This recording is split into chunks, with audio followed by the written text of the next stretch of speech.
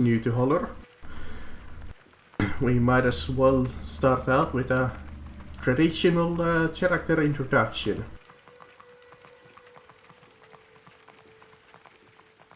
So how I like to do this, we'll go one by one. You'll give a small description.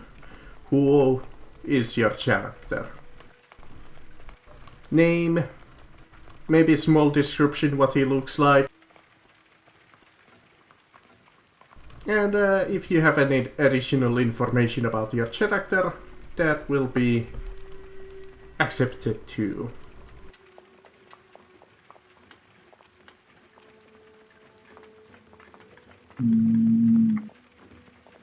So whoever wants to start, you can go.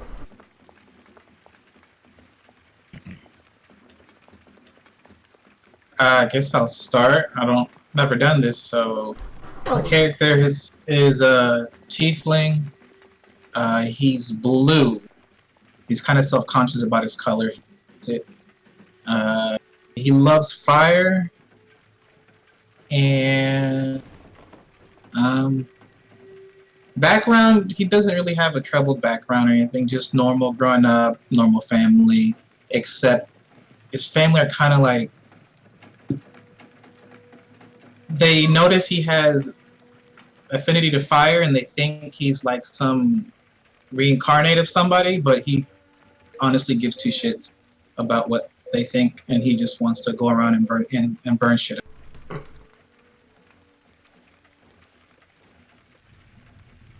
Don't know what else I'm supposed to say. Okay, well, is there a particular reason why your character decided to take arms against the upcoming threat known simply as the Blight? Oh, he decided to do it because he would get into less trouble burning stuff up, because growing up he liked to set things on fire. He'd always get in trouble. Okay. So he's like, I'll just set something on fire that won't get me in trouble. And he likes to travel and meet people. And where did you hear about the Blight in character? Did you go into an inn? Maybe your tribe told you that, hey, we need somebody, some chosen one to go in there and do something about it? Or maybe something else? Based off. It's from my background. I think it was some adventurers guild or something, where I went to go get, look for jobs. There was destroy the Blight, make money. And just for clarification, you might as well say your character's name. My character's what? Character's name. Oh, Beal. Good. Next one.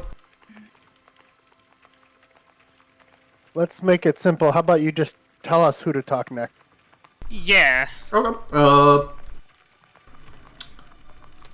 Tell me what. Also, I I'll can make only it see roll. 2 of the other characters. D4. What did you say?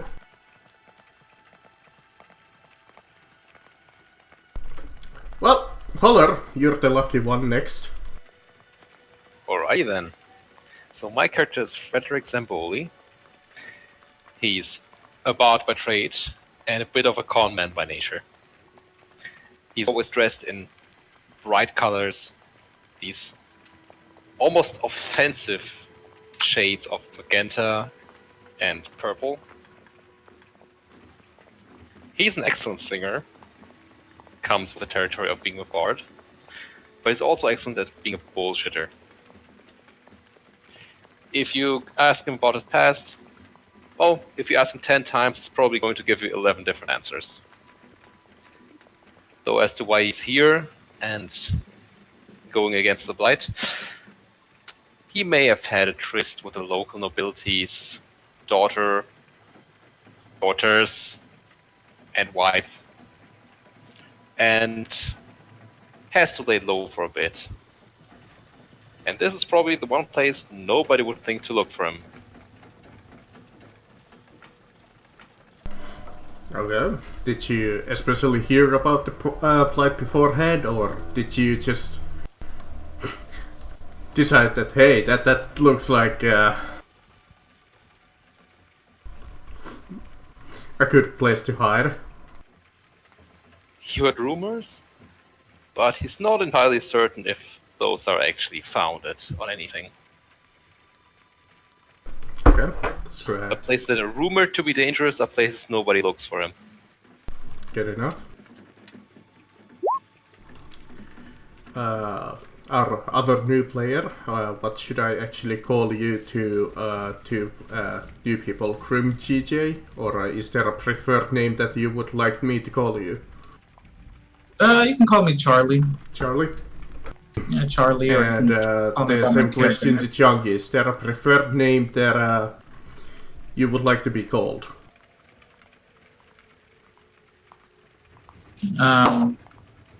Go by my character's name. Charlie or Bill. It's fine. I'm not picky. I know, but I was asking the other new person, Rick. Oh, the I other believe. one. My bad. TCP. Oh, he's away. Oh, you're talking to me. Yeah, he was talking to you. Oh, I didn't realize I was a new person. I thought I was here from the start. Well, you're a new person to us, okay? You new person to Marcus, because Waves. You haven't had to live with our insanity for the last 8 years. That Yeah. makes you new. me and Holler are OG. Nice. Fair enough. So I don't care if you call me TCP, or if you call me Junkie, if you call me Rick, or if you call me my character name, which is Ash, which is whatever. It doesn't matter. Oh, jeez, Rick. Yeah, exactly. God fucking damn it. I'm just saying, like, if you see it on fucking Discord and you see my name's TCP, say, hey, TCP. Or if you're looking at the... I don't care. It doesn't matter to me. I thought Grim was going to give his background, or am I giving my background? He finished his, your turn. Okay. I won't dive too much into it because it's not really public knowledge, but my character's pretty dark and shaded kind of character. It's got a haunted one kind of background. He dresses in black. Hashtag evil campaign. He's not an evil character. He's more of a not incompetent. He's more of a indifferent drunk that hates the world. So you're saying But he's he- Rick. We've got an indifferent drunk, a con artist. Yeah, like I'm my seeing character. fat in here. Yeah, And yeah, a pyromaniac. exactly. My character, he's only a paladin, not because he he believes in God, but he just doesn't care, right? He's only a paladin not because he loves God, but more because he made a deal with God and now he has to pay it back. So he's like on a mission from God kind of thing, but not in a very holy sort of way. You sounded like So the he's main just a character. warlock. You sounded like the main character from Preacher. He is a little bit like Preacher, but this guy, his background's a little different. I won't get into it. It might come out in the game. Who knows? So he heard about the blight. You know, he might have been in the inn or something drinking, and he's not even sure it's evil. Half of him's like, this might be just God cleansing the earth, and if that's the case, then it's my job to go there to make sure it happens. Or if it is evil, then it's my job to go there and take care of it. Maybe I'll even the playing field, and I could just quit this fucking gig. So that's what he's up to do. He's going there. He's either going to stop it or he's going to help it, depending on what's going on. You were like sitting in that tavern and you heard about the blight and you're like, God, I asked for a sign and you gave it to me. Yeah, he's like, this is it. This is the big bang where I could pay off my debt to God and say fuck you and be left. Shit, if all I had to ask was for a fucking sign, I would have asked like 2 months ago. Shit. Yeah. Well, okay, since you're kind of a paladin, which god are you... well, I wouldn't say believe in, but which god do you serve? Are you in the service of? Or is Yeah. that information that you do not want to reveal at this point? I honestly don't really know the D&D related gods very well, Okay. so I mean, if somebody has a list, I can go through it and answer that question later on. You're But I just didn't feel that Vengeance Paladin, correct? he is a vengeance paladin. That's correct. Give me a second. Bane it is. There's usually a list of Vengeance Paladin gods. That's a pretty good list. How about Diana? God of wine and semen. Well, I'll tell you. somebody else tell about their background now. I'll go through a list. For next session, I'll have a Yeah, name, but I it's don't not have an important question, but I figured that I might as well ask. Sure. And then it's gonna go over Chris. Okay. Chris. Yes. All right. So my character's name is Sarkis. And he is a Fearbog, which is like it's essentially it's like a giant. It's a giant kin that are kind of influenced by Fae, like the Feywild. So, he comes from the fuck, the goddamn part of the map is covered up. The Black Ice Wastes, which is like this territory real far to the north. Like it's further up past the territory where like you get the nomadic tribes. And that area is just like devoid of fucking life. Like it's a very harsh location. And most of the people there kind of like they're like hunter gatherers, you know. And when I say hunter gatherers, I mean they either hunt really dangerous wild animals or they fucking they go gather other people's shit and leave with it. That's the kind of fucking harsh reality that they deal with. And he kind of comes from this tribe that sits at the very top, kind of by the sea, and it's full of like Goliaths and Fearbolg. So it's kind of like it's like a giant community of giants.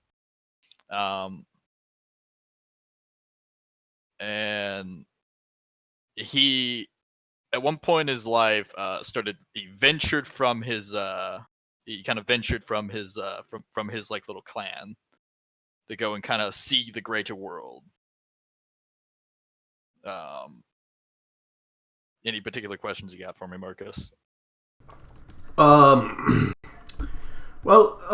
nomadic tribes are quite kind of wild and known for their dangerous behaviors. Would you have you participated in many of raids on the south, like south? So there are two types of people in the clan as far as like defense goes.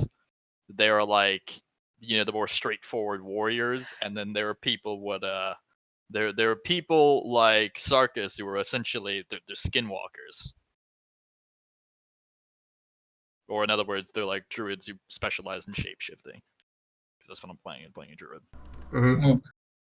So what he would do if he was asked to participate in a raid is he would turn into an animal, like a bird, or like a raven or whatever, and he'd scout the place out. And then when the fight happens, he'd turn into something more dangerous.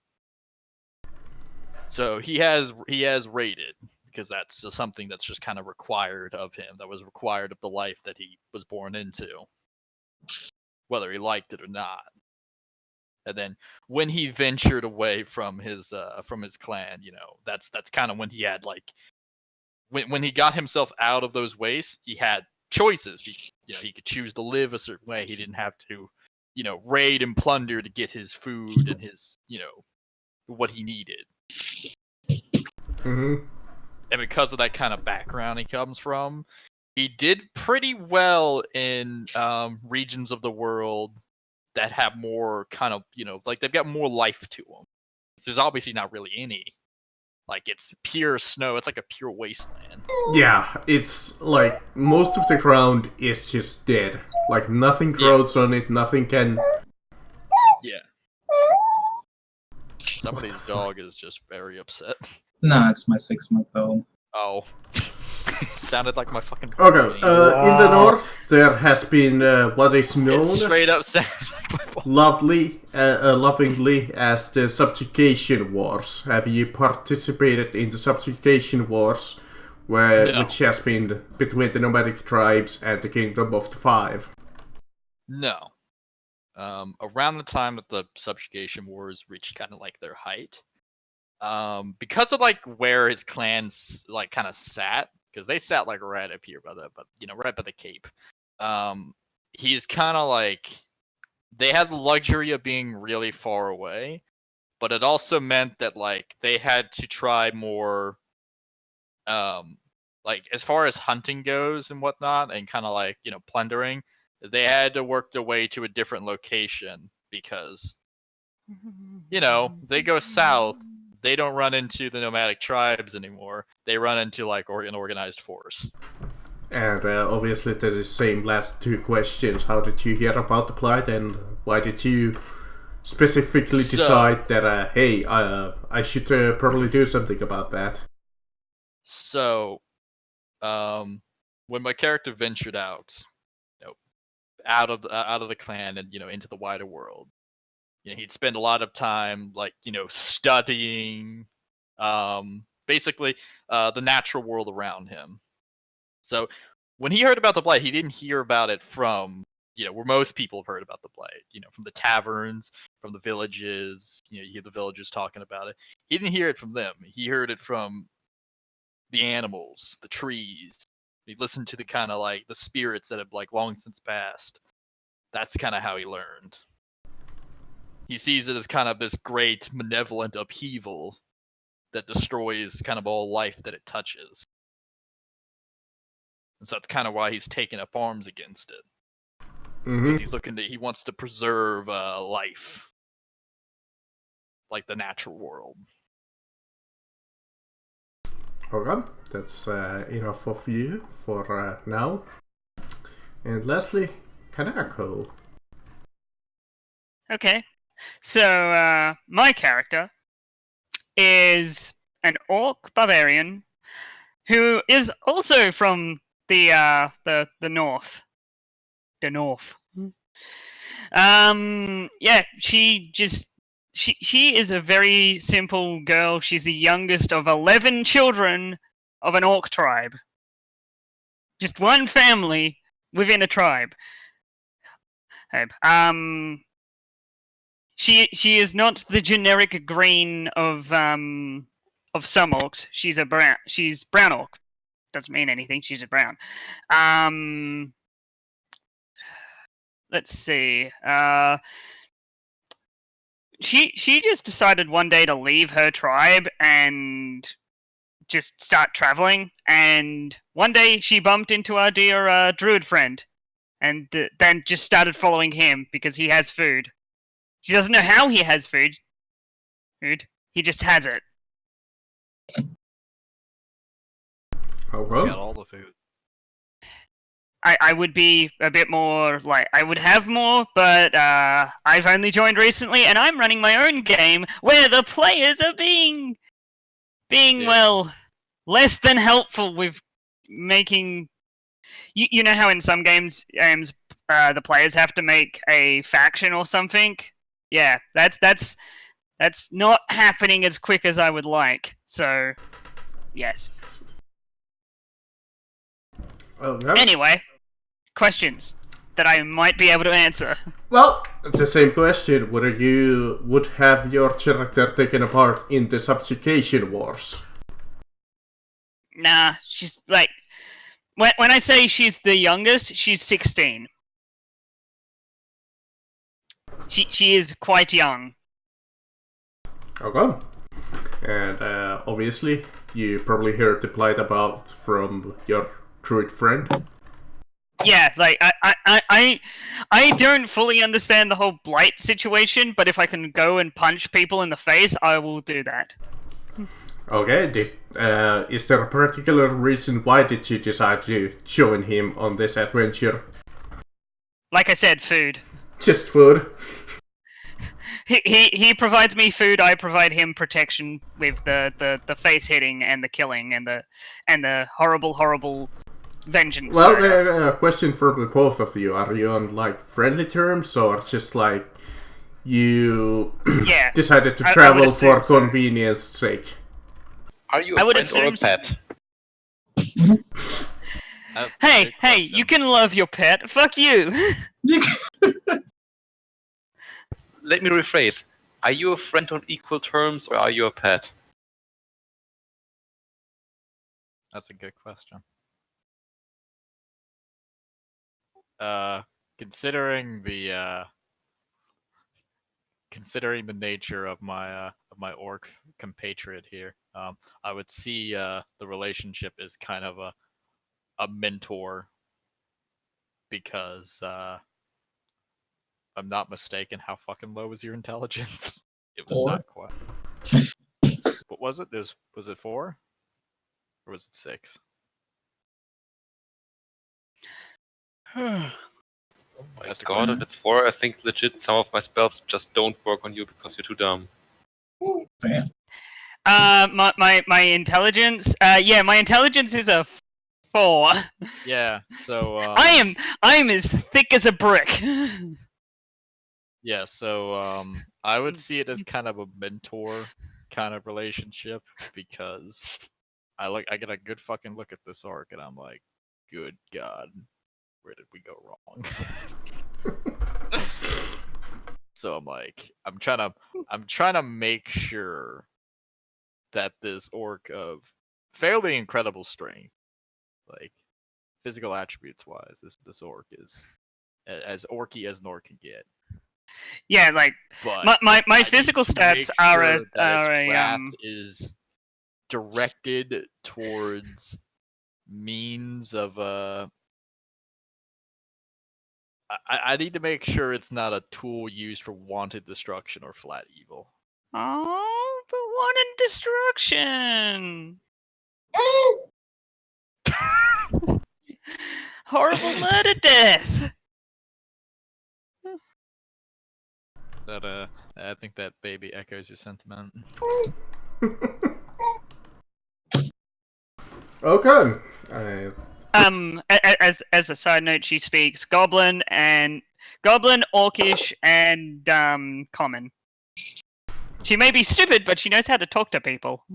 I know 5 languages: Common, Elvish, Giant, Druidic, and Dwarvish. So, the short story of it is, all of you took, travel towards the south, where you know that the Blight has established itself and is growing slowly. And some of you know that in inns and taverns there's been a lot of requests for adventurers and such to come forward to the capital in the Empire of Caliph. And some of you, well, Sarkas and what is your orc's name again? Vox? Wax. Vox. Well, you probably would have stopped also at a tavern at some point and seen the same message. Especially since you were traveling south.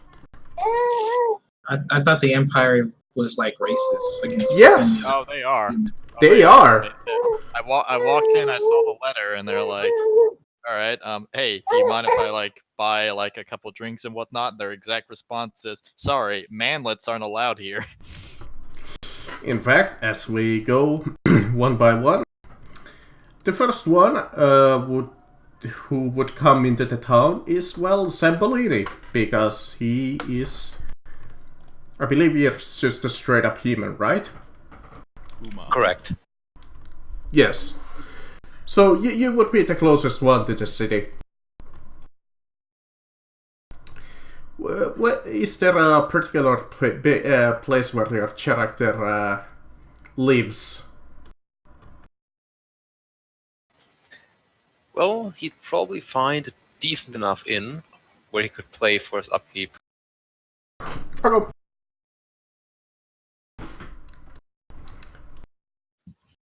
Your travel is actually quite pleasant. You go into inn through the entire empire, and they know that you're kind of bored, obviously since you stopped by, and some of the warriors of the empire are quite glad to see you, as the empire has been getting ready for war.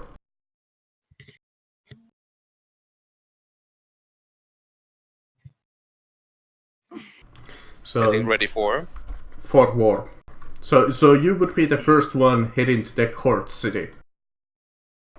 So the question. Rejoice! So the For the great Frederick Zamboli has arrived. So the question is, your on your spirits. journey, is there anything special that you would like to do?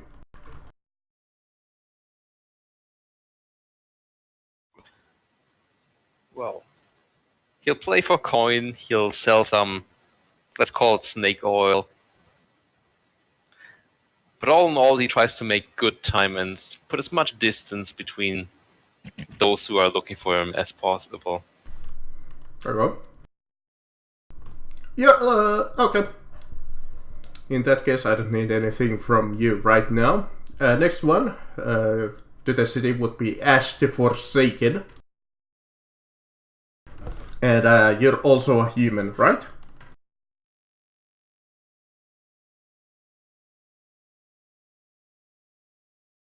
Right. Rick? Yeah, I'm sorry. Correct, he's human. Right. As you're traveling to the capital of the court city in the Empire, the people actually kind of cheer you as they notice that you're quite strong and agile. They think that you're some kind of a war hero of some type. So each place that you stopped up by actually kind of welcome you. Excellent. Is there anything that you would be doing on your journey? No, he's pretty direct about his means. He pretty much drinks and heads where he's going. Well, the third person who would arrive in the Empire of Caliph would be Beal. So the question is, Beal, how did you travel to this country? By boat? By foot?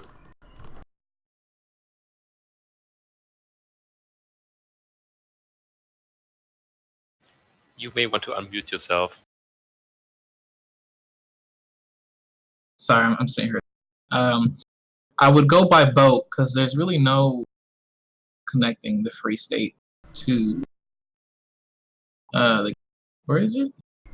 Oh no, actually by a foot. Since the court city is over there.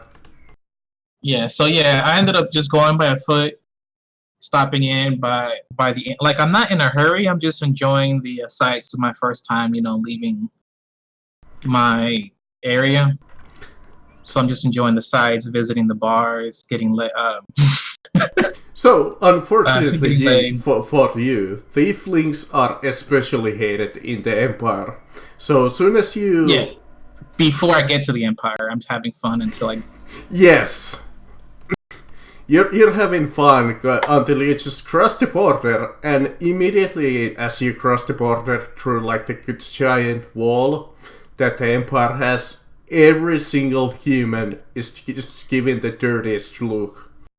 Like, they're looking like you're a piece of trash on the side of the road. And I'm looking, did I step in something? No. As long as they don't start anything. No. I mean, you might see on your journey like some big tough guy on the side of the road. He looks at you like that with that dirty look and spits on the ground and just goes like... Pfft. Yeah. I mean, he can give me dirty looks all he wants as long as they touch me. Yeah, they won't touch you, but you can definitely... Well, you're not welcome here. I'm not easily provoked unless I'm physically touched. Then, not friendly. Okay, is there anything that you would be doing on your journey? Drinking, partying, making a little bit of money on little side quests. Like little quests that I find in bars or taverns along the way. Just enjoying the travel. Okay. And the last party who would arrive is Sarkas and Vox. your journey is actually the hardest one, because you don't really have many options. You either try and pass the mountains, which is treacherous and deadly, or you go by boat.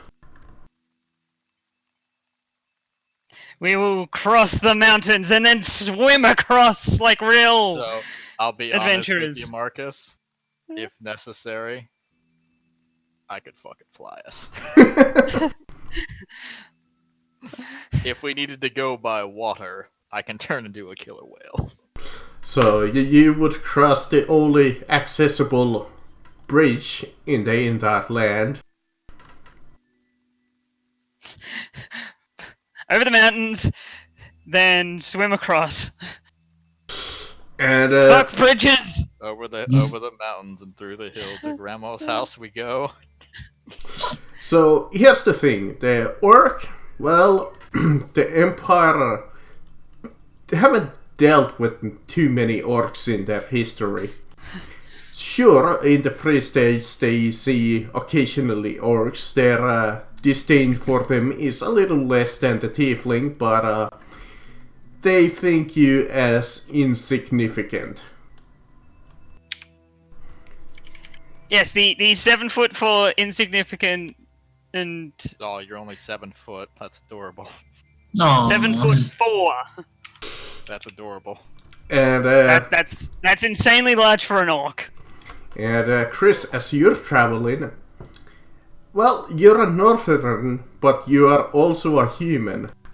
So you kind of get I'm a what now? mixed response.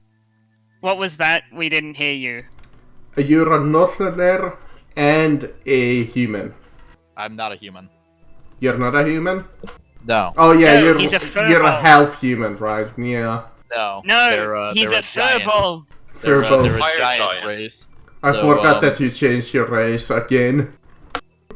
So, Again.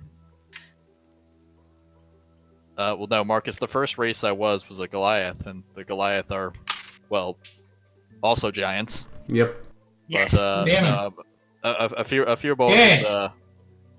they're A fire giant. Okay. So take a giant, give it kind of bluish gray skin. There you go. Okay.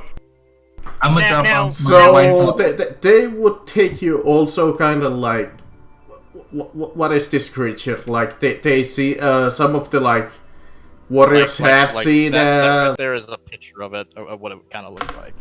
seen your raiders occasionally, but for the most part, the people here living don't know exactly what you are.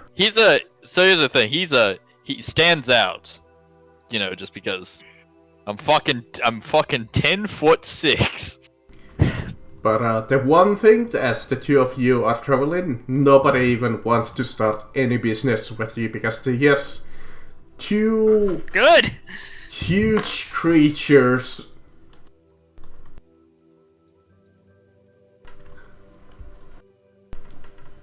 that, well, could crush any human. My Fearbog is actually on the short side. So, would the two of you do anything on your journey? You got good berry, right? Yeah, I got good berry. Yeah, and we can collect water. It's a standalone. Yeah, we're fine. We got food, we got water. So we're I can cast good berry. I could also cast wild cunning to just find fucking food and water and shelter. And I can cast it as a ritual. Well, We're good. the travel passes by after many days of travel. Each of you have been on the road for quite a long time. So it's quite a pleasant sight to your eyes when you finally see the capital of Court City in the distance. Ew. Civilization. Its massive Bonga, wall bonga, and its bonga, I don't wanna massive leave the Congo. No. and its massive fortress-like castle look please into your eyes. They're quite Hello, Val magnificent. Royale. I lean over to Sarkis and go. Those look really ugly. They usually are. You've got a druid and a barbarian who have never seen something as gaudy as this, and they think it's terrible.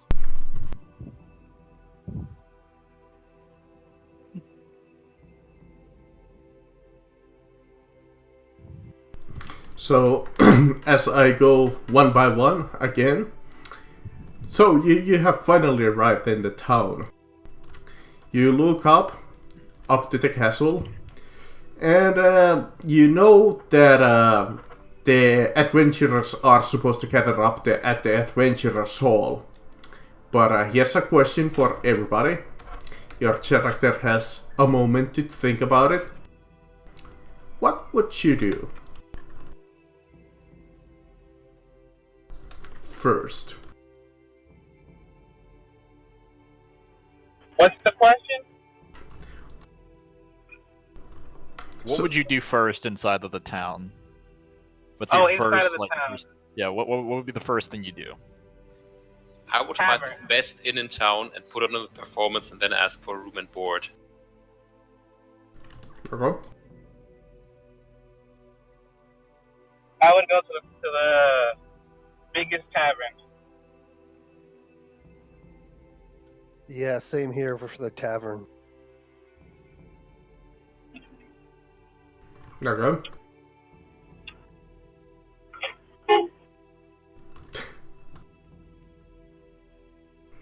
Honk honk. Yeah, so I'm dropping off my wife at work. I mean, I already dropped her off.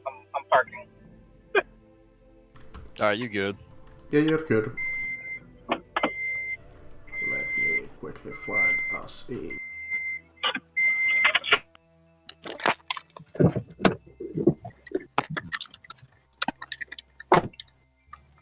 So, by chance, each of you managed to happen to pick the same tavern. It's quite a large tavern with a small performance stage, which happens to already have assembly in it playing.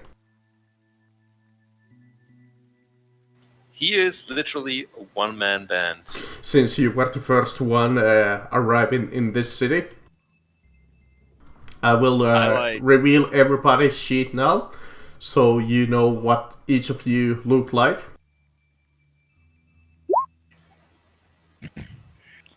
As Frederick starts singing, there's an unearthly chorus of voices behind him and of music. Whenever he sings, he's never alone. Okay, everybody should see each other's sheet now. Yeah. Yep. Implying we did You're before. fucking barred. So you The last time one of my characters saw a bard, they ended up decapitated by a shovel and had a lute broken. So each Yeah. of you can place your token inside of this tavern.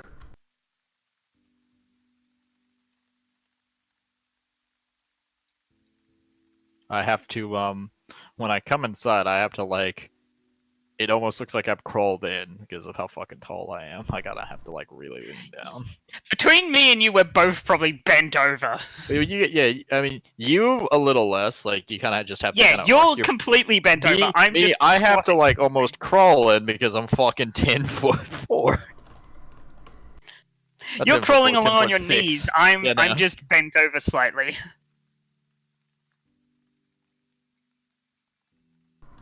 Behind the desk,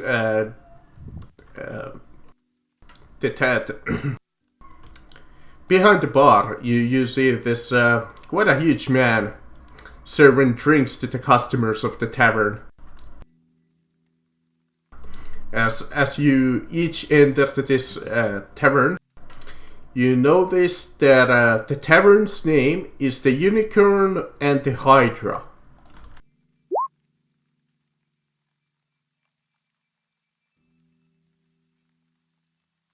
Unicorn and the Hydra.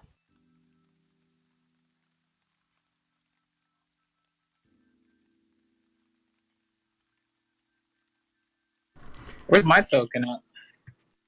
Oh, you just You can track yourself if you. Oh, Yeah, click the name and drag it in, and then drop it. So, I would assume that. I made a token though, but all right, this will work. Yeah. There we go. At this time of our day, each of you arrived. Well, Frederick was here the earliest. He came in like mid-afternoonish, but the day, time of day that each of you come is about middayish, afternoonish. And the tavern is quite filled with people. You can hear the sounds of the people discussing over each other. And you notice that a lot of the people here is warriors or warriors of some type or description. There's very few peasants here.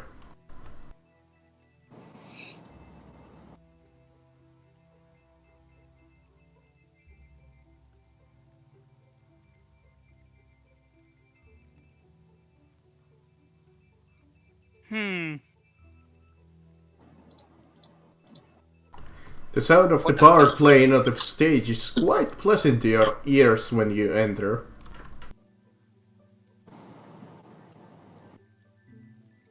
It's quite fascinating to some of you who care about that kind of stuff is how is this one man managing to entertain an entire tavern filled with people. Slowly reaches for her bagpipes.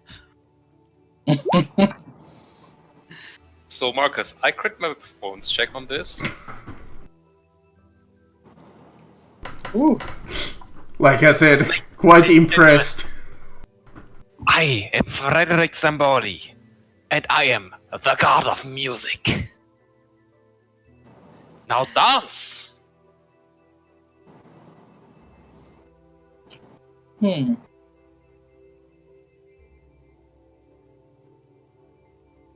what an incredible showman.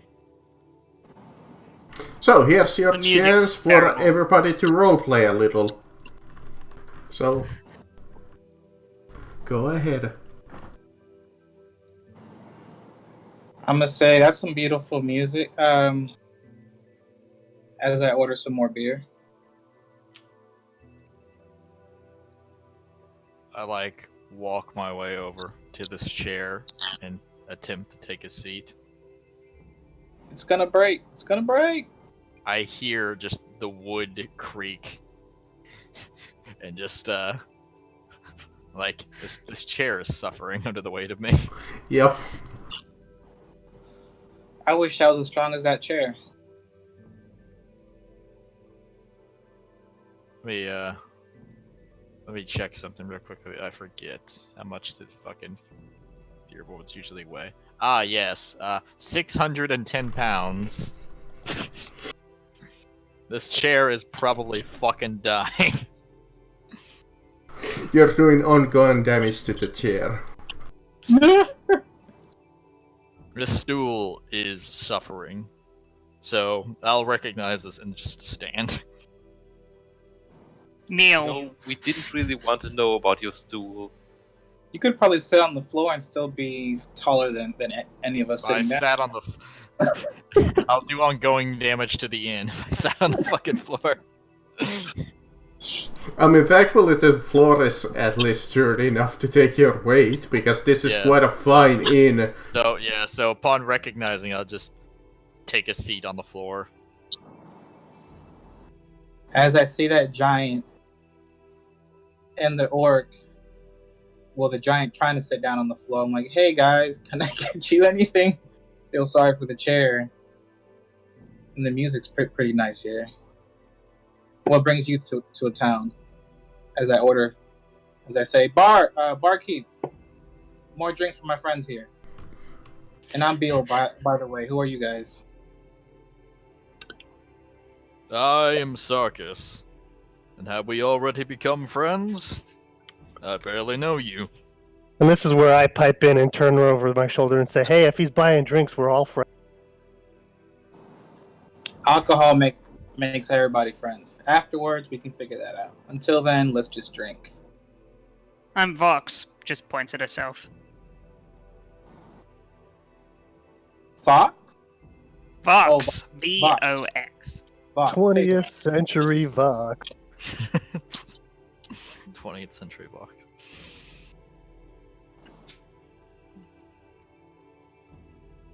Is there anything to munch on here, or all they have is beer? So The let me beer's pretty see. heavy, though. It's like a meal. They currently have on the on their menu. You take a look at it, and that's what they have currently on offer.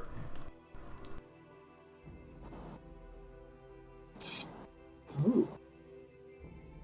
Where did you show the menu?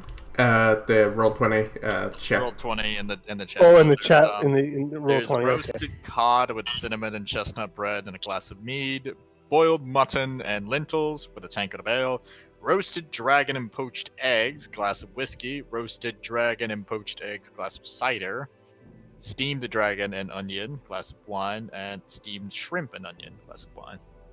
I'll take the roasted dragon, poached eggs with whiskey. That's Nice. not real dragon, is it? I'll I take hope it is. I'll take steamed shrimp and onion. Who's paying? Yo. And Okay. this concludes my performance.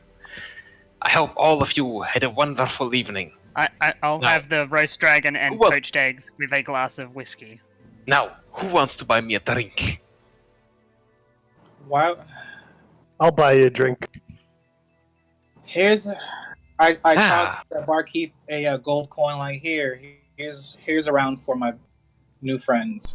Yep. The barkeep nods and brings you, well, one of his waitress brings you the food eventually. And the drinks. Connoisseur of the arts. What may I call you, my friend? You may call me Beal, not Belton, because that's what my family tried calling me. Beal's fine. A pleasure to meet you, Beal. I am Frederick Zamboli, humble bard You are and god of music. you are a very good musician. Who calls themselves humble?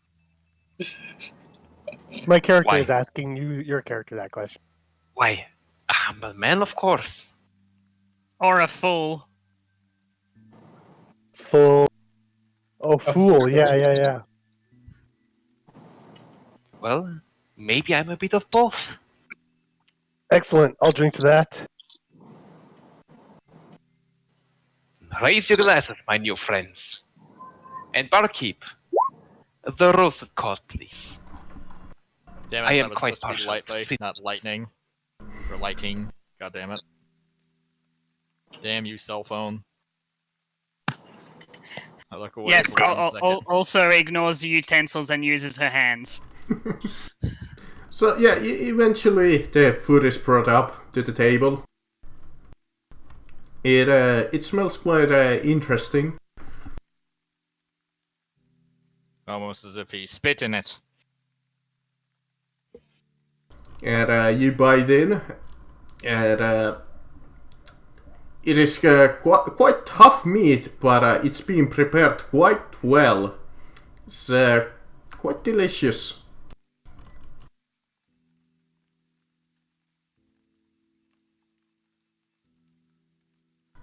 Especially the roasted dragon. How does I'll the look cod taste? The cod, well, It's quite gauche. Oh, no. it's it's not quite as nearly as fancy as the dragon meat, but it's pretty good. Well, at least the food is better than the ale. which tastes like liquid bread. Yeah, the Yeah, ale. but it has well, alcohol in it, doesn't it?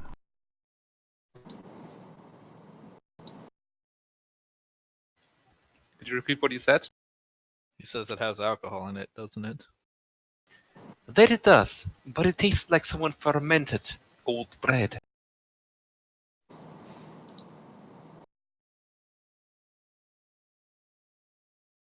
No. Among the people of the North, there is a saying: moldy bread is just more bread.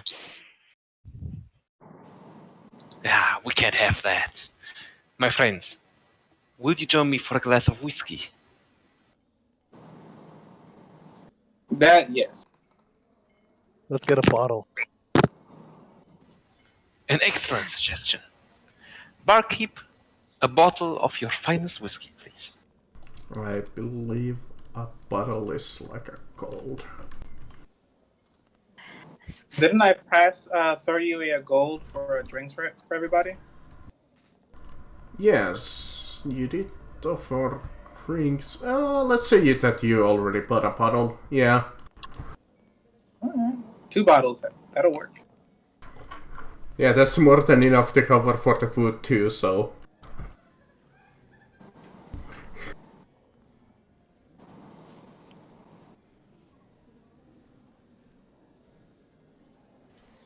If you would, add that to my tab. Yeah, that's the one thing, you get it for free, Holler. Yes.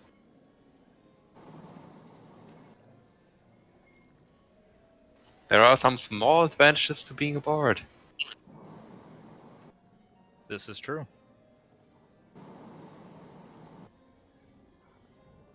This is true.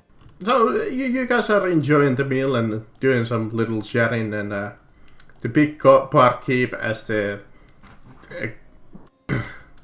crowd settles down a little, walks up to the table that you're on, and he looks upon the 5 of you and says to all of you, "So, friend, what brings you here?" As he walks away. I didn't so much walk away as just scoot over a little bit because he doesn't like people too close to him.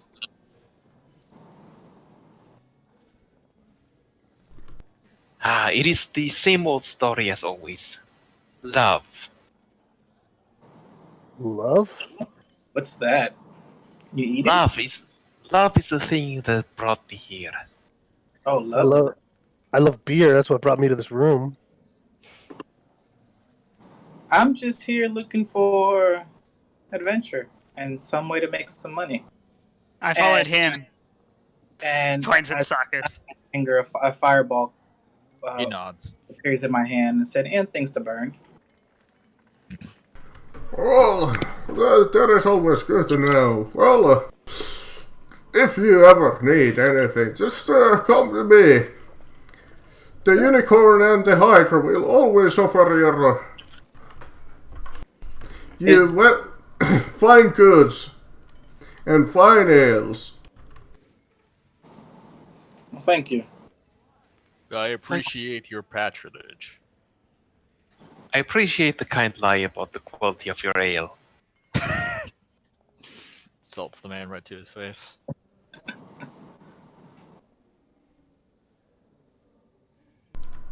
He just kind of looks upon you and kind of gives you like a hearty chuckle.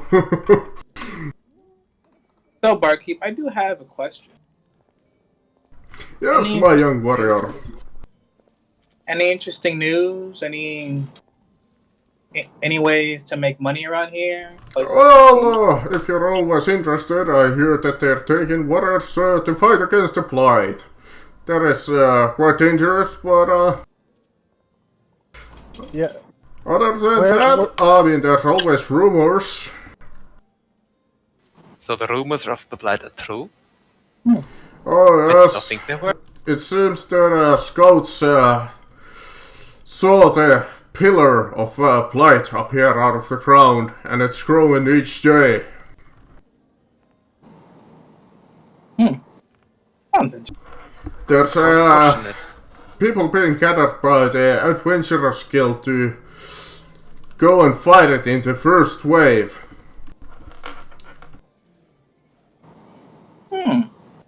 What can you tell me about the Adventurers Guild? Oh, the Adventurers Yes, Guild I here did just is... ask that like a fucking Mass Effect character. That's enough about the Adventurers Guild. What can you tell me about the bookstore? Tell me more That's about not the- Audible. Tell me more about Audible Sound. Well, the That's enough about the Adventurers bookstore. Guild I have here... another question. What can you tell me about the Blight? The Adventurers Guild in this town is in the middle city. Passage there is... well, there's no fee in joining them.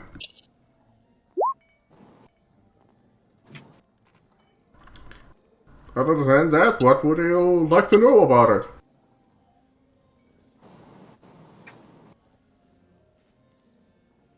Basic directions to the Adventurers Guild to sign up.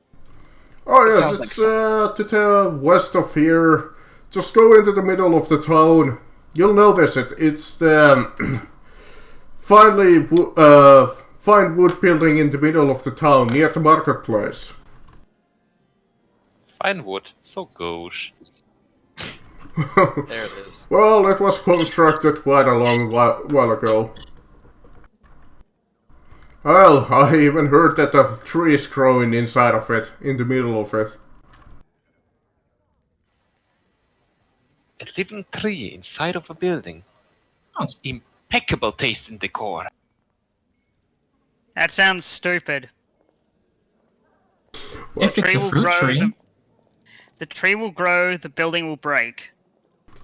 build I a- even heard a rumor that an old god lives inside of that tree, but I doubt that's possible. There Anyways, would be I'll, flights of fancy that turn out to be true. I'll leave you to it. Enjoy the meals, enjoy the ales, and if you need anything, he just points to himself, come and ask good old Riley. As he stumbles back behind his bar desk. So, what do you guys think about this blight? That's what I'm here for. Oh, what is the blight? Is it like a disease? I just heard it's bad. Never seen it. I have not, unfortunately, been given as clear of an answer as I would hope. But I know of it as a malevolent force. One bent on destruction. It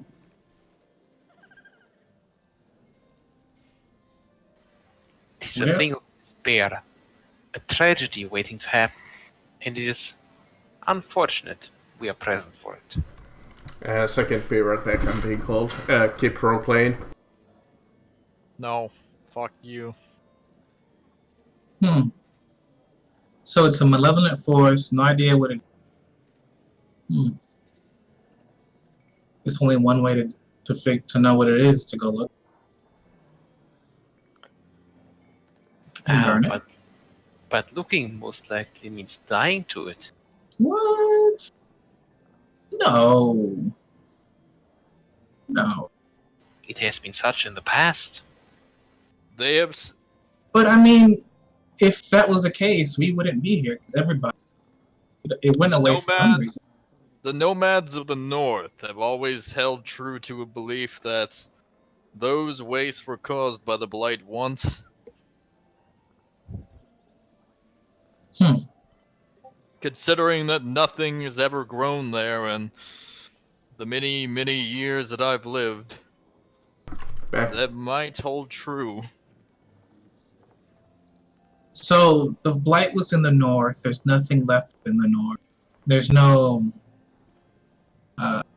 passed down knowledge of how to fight it, or what was done, what happened that it went away. The north looking as it is, clearly they did not know how to fight it. Somebody did. I mean, it's gone. I mean, it's back now, but gone. I have spent much time studying these things, trying to discern what answer I can, but I have not been able to draw anything of fruit. So nobody. Vox is just sitting there listening. She's a really good listener. Well, that's what we expect. What about you, Vox? You're from the north, right? I don't know shit. Ah, so you're saying I know everything about the North because I'm from there? Yeah. You know more than I do. It's cold, we kill things, we eat the things we kill. And you don't get it. Is that where the rumors of cannibalism come from? My character kind of perks up when you say that. There are tribes that are known for it. Hey, I mean, I don't. Who said anything about cannibalism? I'm not against it. Meat is meat.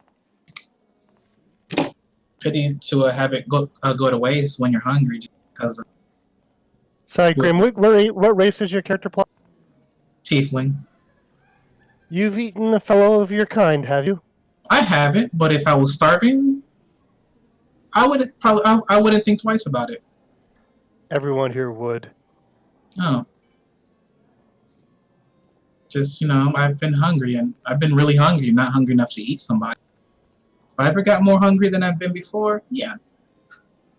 So, out of character, this is kind of funny because that's part of my character's backstory. And in like 1 hour, we're already talking about cannibalism. It's awesome. Unprovoked, too. Yeah, I mean, I didn't start it. I mean, I wouldn't just randomly kill somebody to eat to eat them. That would be wrong. But if they're dead and I'm hungry, there's nothing else for miles and miles. Yeah, If you I were would roast hungry them up. enough, Yeah, if you I were would hungry roast them. enough, you would eat them a lot. If you spend time traveling with me, you won't have to entertain such flights of fancy. Why is that? I ask. Do He you have a makes limited food. Oh, you Okay, make so you just see me pull like, what was it? You just watch me pull out a mistletoe, like out from my pouch, hold it in my hand, and I kind of clasp my hand together. Then when I open it back up, there's a bunch of berries in my hand. Is already holding out my hand, expecting food. Ah, good berries. it's They make an magic. excellent wine. And I like hand the berries over to Vox. Huh. Well, that's convenient. It is a trick of the trade, as many bards would say. Indeed, we would. Tell me, have you ever tried fermenting these? Yeah, can you make alcohol with this? You can indeed. This sounds like. The long fruit, we call it. That sounds like a euphemism. That's what she said. Yeah. In my home, we simply Since we call started, it since we the started, good wine. started talking about cannibalism, I decided to name it after, well, another word for human Oh, being. the long pig, the yes. long pig. Yes, yeah. So I called it long fruit. That's awesome. Ow. I just backed into my fucking bed. Now my side hurts. Well done. Quiet, D. Marcus.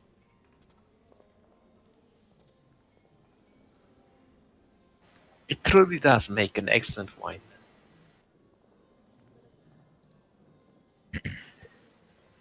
Now,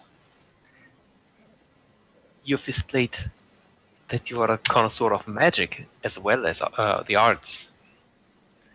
I am May I indeed. inquire what else you can do? If I so wish it, I can do many things. I can mold the earth as I see fit, and I can walk in the skin of a beast. Can you turn into a dragon? He said a beast. Can you turn into a dragling? Creatures of a draconic nature of a different sort. If you want, Like a cat? I could turn into a cat. I could What turn about a into giant knight. lizard? What about a I possum? could. A dog? A dog, a wolf. A I frog? could turn into a giant eagle and soar the skies. I could turn into an eldritch dinosaur of long past and travel the seas. And what Can you made turn- you? What made you choose to turn into this blue giant thing? Oh, this is my natural form. Oh, sorry about that. You can just ask him why it's a blue giant thing. I don't know. I've never met a blue giant. So can you take different animal aspects? The Southerners have referred to me once or twice as Papa Smurf. Nice. I'm sorry, but it doesn't matter how much little berries you have. I'm not going to call you Pop. Pops. I also will not call you daddy. I would not ask you to. I just find it peculiar why half the people in the South did. What's a smurf? I have no clue. Hmm. It reminds me of a gnome. They're a type of fae. But they're live in the tiny. Feywilds. Yes, And they are you're- tiny. They are tiny blue creatures, sort of like sentient blueberry. Can you I make crush pies out tiny of them? blue things. You could, but I'm told this would qualify as a kind of fake cannibalism. I'm not Fae, and so We do not. The people of the North do not hold gnomes to the same distinction. As people? No. so you do make pies out. Perhaps.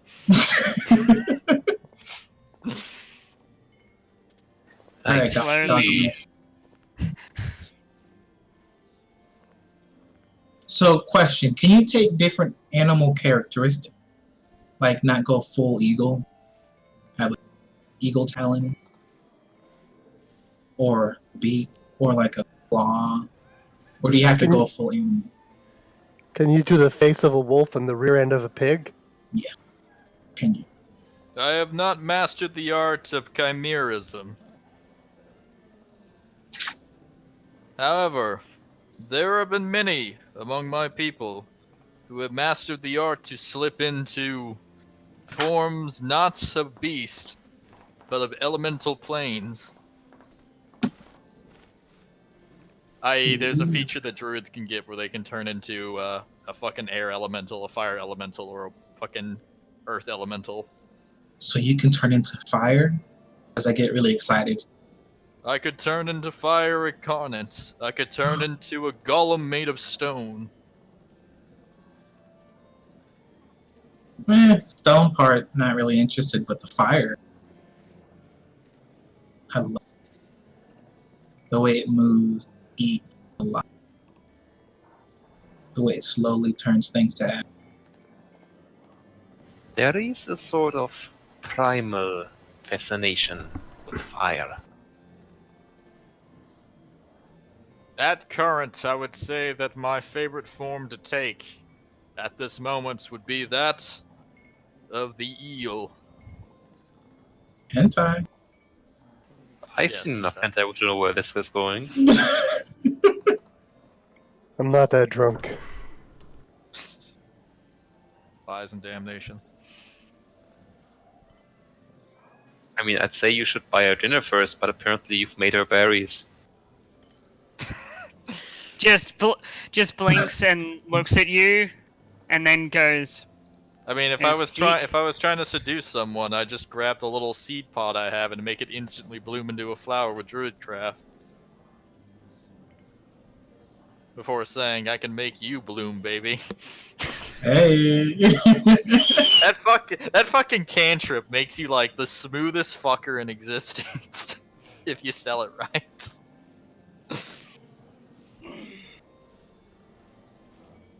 This sounds like a challenge to me. You just gotta listen. Druids they just gotta make a flower bloom right in front of someone. And say, "Hey, baby, you want to walk on the wild side?" God damn it.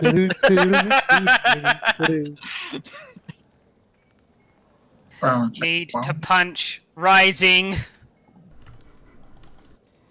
Well, there's nothing in here to punch, and let's not start. I mean, I would have started a brawl here.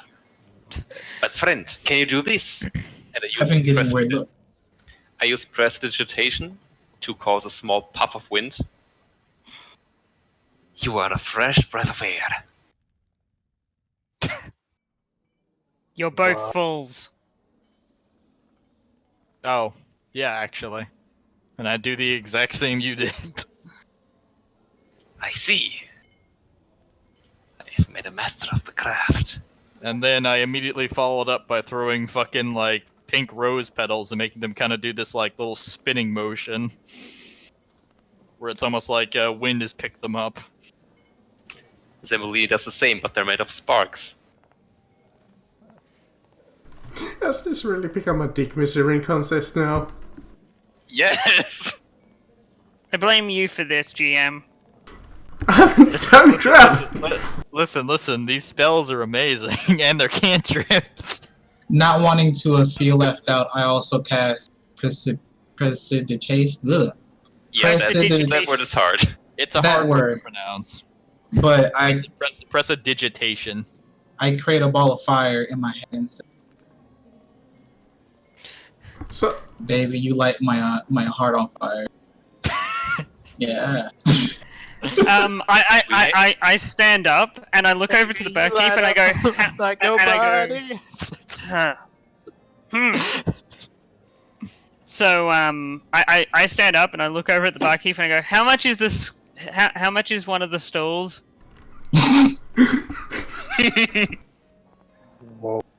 oh, he kind of just looks at you, and he's just like, what? Just wanting to know. Asking for a friend. In the meantime, Zembellini goes one further. My dear, you make the very angels sing. And he uses Unearthly Chorus.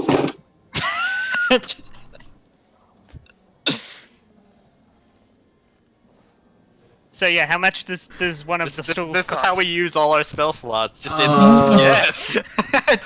One of those tools, I don't know, like maybe a couple of silver pieces. Just looks over at sets it on the table, picks the stool up, cracks me in the back of the head with it. Looks over at what's your character's name again? Sarkis. Yeah. He goes, "Do you mind if I borrow a couple of silver?" I hand you a couple of silver. I go, "Here's a couple of silver." Toss it at him, and then I pick up the stool and with my bare hands try and snap it clean in half. Strength check. Roll athletics. Yeah. Rolls a 1. Hand brakes. The chair breaks you. In Russia, you don't Oh, break the yeah, chair. that the chair breaks table. you. Oh, In wait. Soviet Russia.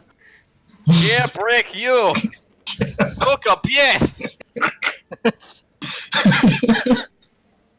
A powerful So? move, but you have to follow it up with a strong line. Like, unlike this chair, I will not break your heart. Ooh. Or she could have said, "Keep messing Just- with me, and you'll look just like the." Just looks at them and goes, "Or I can say I break your body like I break this chair." Yeah, I'll ruin you like I ruined the chair. I look over at Zambellini. I'm like, there is one other thing I can do, although this is less associated with my craft. And then, just like that, I disappear. Huh? Just like my daddy. I'm just playing. Wow, that's beautiful. I just reappear for a second. Man, that is sad. I am very jealous of you, my friend. I could have used that ability many times in the morning. So as By they're the way, saying the that, weird thing about that fucking spell is it's indefinite. yep. It only turns off when I attack someone, or if I fucking force someone to make a saving throw. It just Okay. doesn't turn off. What's that spell? It's not a spell. It's a fucking ray shot, and it comes back on a short rest. It's fucking eternal. Jesus. Yes. It is incredibly powerful as long as you don't do anything. It's actually fucking absurd. It's like get out of jail free card every short rest. So it's like lesser invisibility. Oh, it is. It's super invisibility. Oh, Invisibility turns off after an hour. This is forever. oh, it's forever until you turn it off yourself.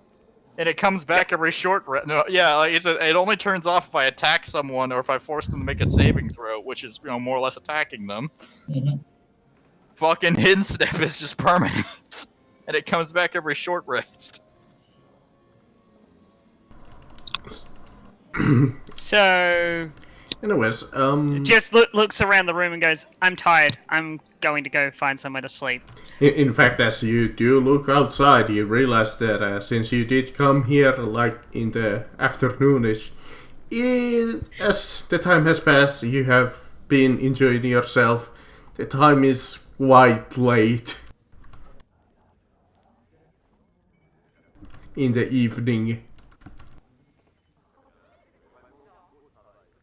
It is getting late, but I'm not done yet. I'm gonna have a few drinks, probably find a wench, take her to. Hey, barkeep, you guys have rooms upstairs, right? Oh yes, I would like to rent a room out for myself. How much is it? of course. Let me see. It's in the player's handbook, I believe. A price for a good inn. And I want the best room you have taken. It's been a long road. My feet hurt. 3. Let me see how much is a room. Meals in this is a comfortable inn, so a day is 8 silver pieces. I hand over 8 to. It's not quite wealthy, but it's quite a comfortable one. As long as it's comfy, and I won't be bothered during the night. Fine.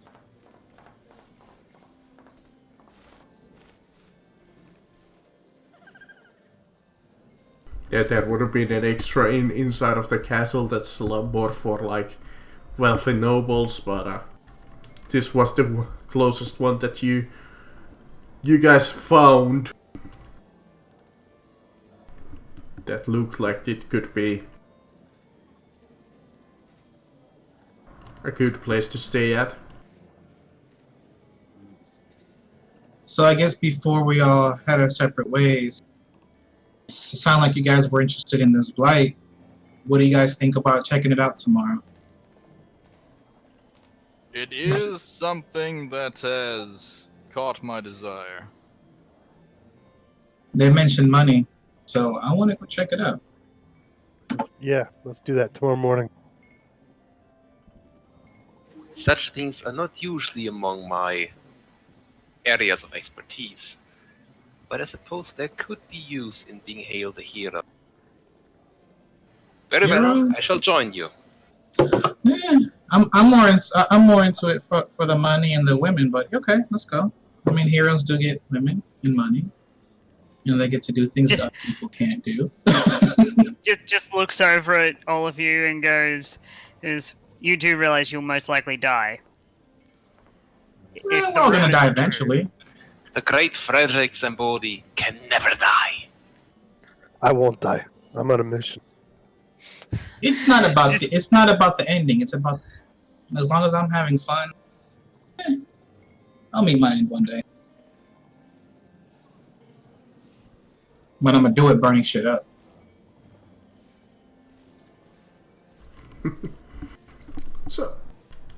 each of you go one by one eventually to bed.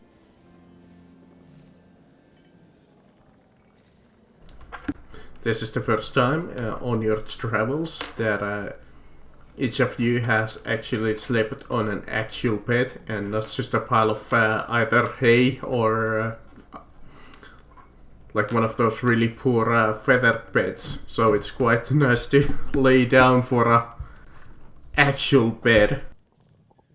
Is sleeping on the floor.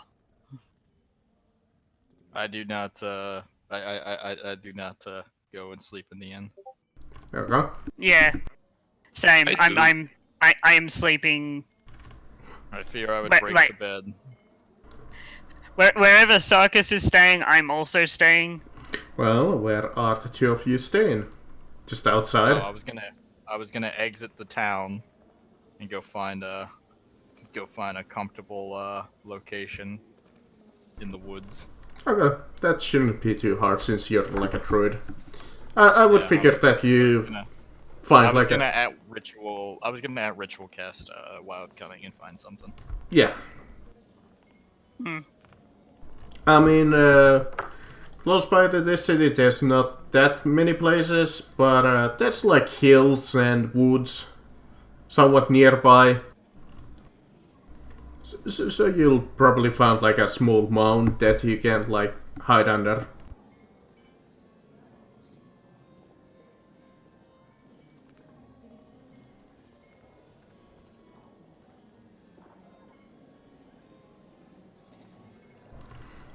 And you don't have to worry about too much about the wildlife attacking you because it's so close to the city.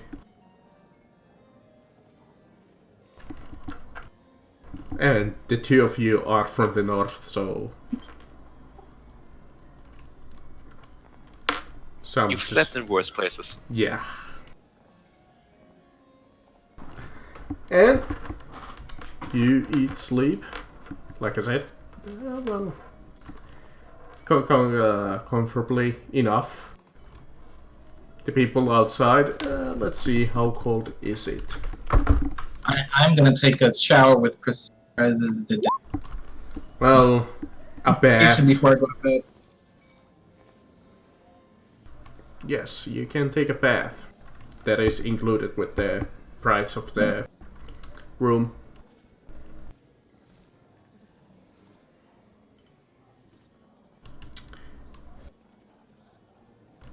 But yes, each of you wake up in the morning. The question is, what do you do in the morning? Do you go immediately to the Adventurers Guild, or do you eat breakfast first, or I'm eating breakfast before. Hashtag good berries. Of course, I'm Hashtag getting Wild breakfast Cunning first. also It's free after all. What's for breakfast? Same thing as well, no. same menu. Let me see. Are we having giant squirrel? Hold on, it's rolling. Let's see. There's option 1. Well, ignore the drink part, unless you want cider. But I mean, alcohol in the morning is good. I don't know about then there's that.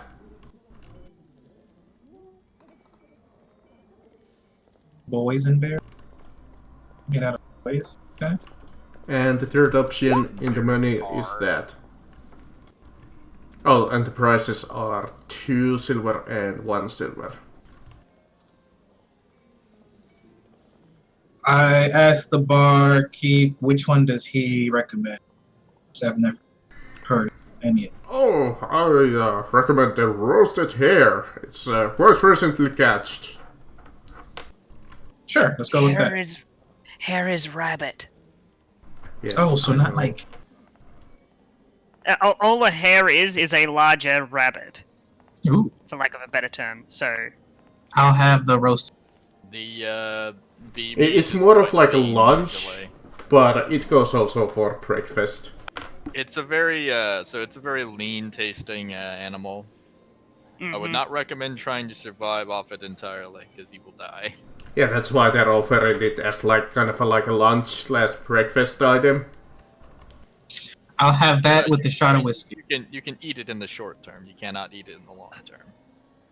Like if you like tried to go like a month on nothing but rabbit, you'd fucking die. For now, it's... Do you guys have coffee? Coffee not existent. No, coffee does not exactly exist.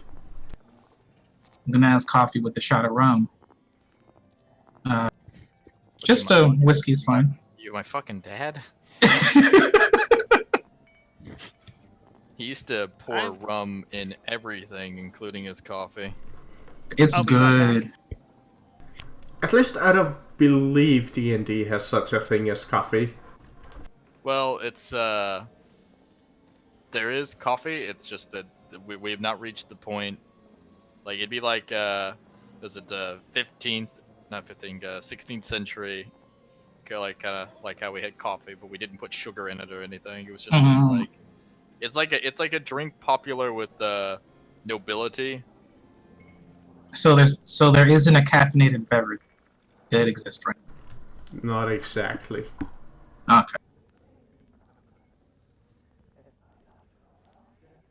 I mean, they might serve you something warm, but that's about it. Oh, I found it. But either way, each of you eat breakfast. The people in the woods eat some berries that Sarkas managed to find.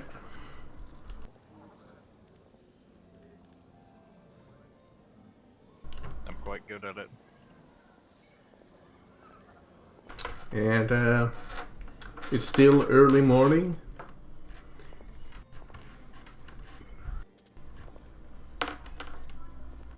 So the question goes, after breakfast, where shall you head to?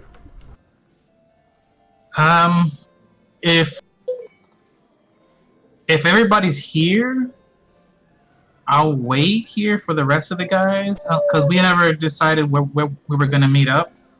But if they don't show up, then I'll head to the adventure. Okay, you'll wait around in the inn. What about everybody else? Me too. It's the best place for me to wait. Okay. Sarkas, what? Are you asking if he returned to the tavern? Yeah, shall you return to the tavern or shall you go to the adventurers guild? I would want to go straight there, but since that conversation, it sounds like we all want to go together. So I would return to the tavern to see if they were all serious about going. Okay, well, in that case, each of you managed to see each other in the tavern.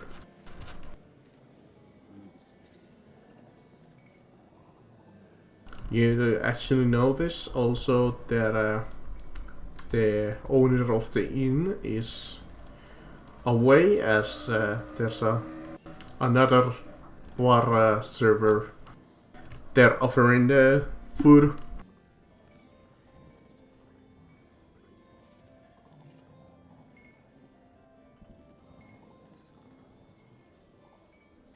Yeah, my new friends. How does this morning find you? It finds me quite fair. This is good to hear.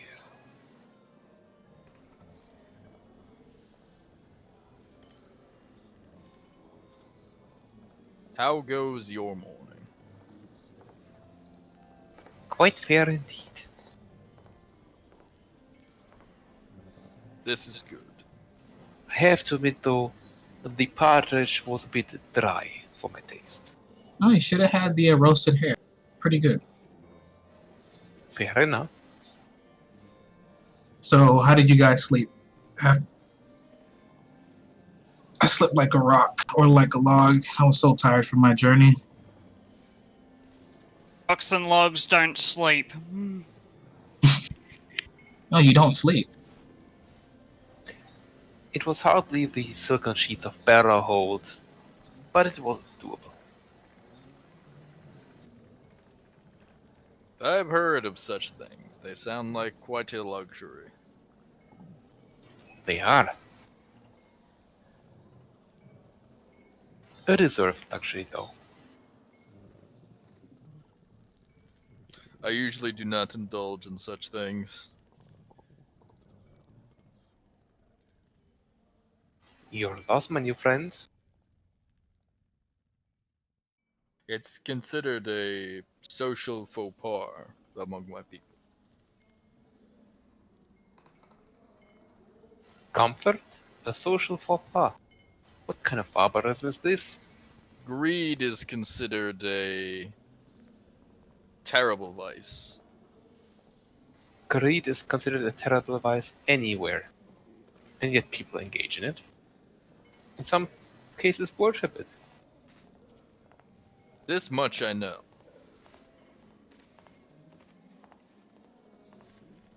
We're told to take only what we need and not what we want.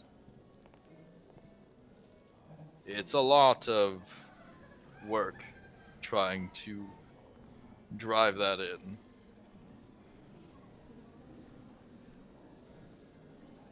And how So many y'all people live have you frugally. met-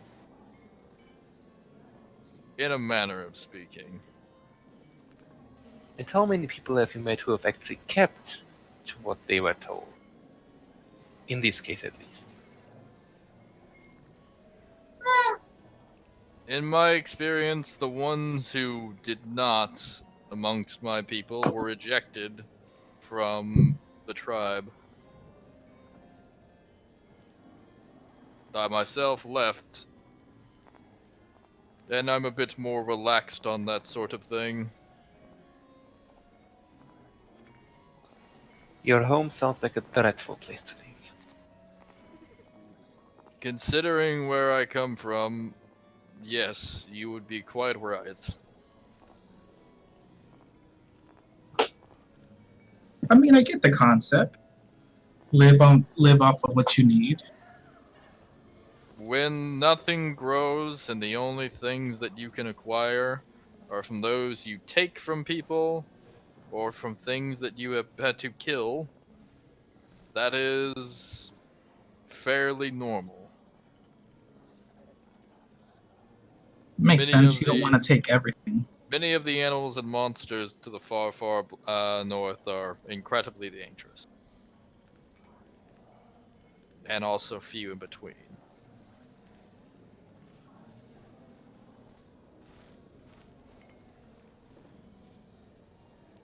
You Southerners don't typically have too many creatures that actively hunt you. This is true. We are usually hunted by fellow men instead. Most of the wildlife, beasts, and monsters, they have driven many a tribe to extinction. Oh wow, that sucks. And an out of character sense,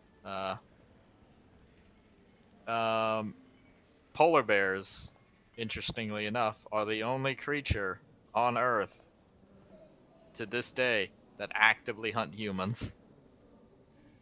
That's And pretty. humans too. Yeah. But yeah, Humans polar hunt- bears. That's cool.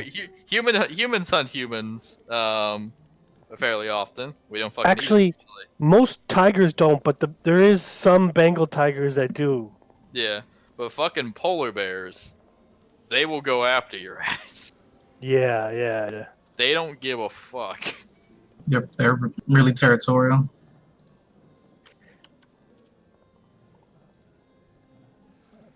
That's like how a lot of like research scientists die. Mm. Yeah, sharks aren't like. I mean, yeah, they're scary. They So- don't. No. So Because you like look I've at, gone swimming and they don't really mess with. Unless so they're. you look at like movies like Jaws and whatnot. You think like sharks are like incredibly violent, but no, like they're They're not. fairly passive, and just when they smell blood, that's when they kind of go. But if you're Yeah, not when bleeding, they they attack usually people, they ignore just you. think you're a seal. Like, they bite into you and go, wait a sec, this is not a fatty seal, I bit the wrong thing, and they usually leave you alone at that point. Alligators, because I've been kind of over to Mississippi and New Orleans. You jump in the water with them, they won't go for you, because they usually don't want something that puts up a fight. They don't mind eating dogs, things that are fairly small and can't fight, but you can throw a 10-year-old could jump in the water, and an alligator probably won't go for him. Let's put that to the test. My brother used to go swim in a fucking lake full of them when he was like about 12. They won't go for you if they think that you're just gonna sit there and make the whole process fucking exhausting. As an Australian, you're more worried about The saltwater ones, right? no, you're not worried about the crocodiles. They're not the things that'll kill you in Australia. You're worried about the birds. Because those fuckers are everywhere, and they're territorial as fuck. The mighty When you say emu. birds, that's like slang for women, right? No, those are I'm the talking ones about that- the mighty magpie. The glorious emu that fucking that people memed about. The bird that Australia launched a war campaign against and lost. I mean, who do you think is behind the blight here? It's been the terror birds this whole time. They're coming in. They're coming to usher in our new overlords, the ostrich. That'll be funny. Everybody leaves Australia because of birds. It's not the spiders, or the blue ring ox, or the blue ring octopus, or the shark. Bird. Do you know who dies to a blue-ringed octopus? A dumbass. Children and old people. No, a Mainly dumbass. children.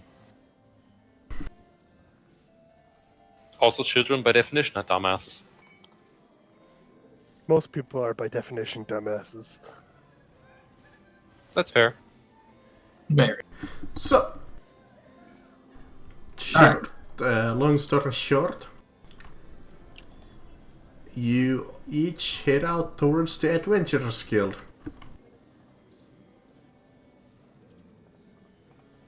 So let's head to the guild. Goddamn Royal Saloon.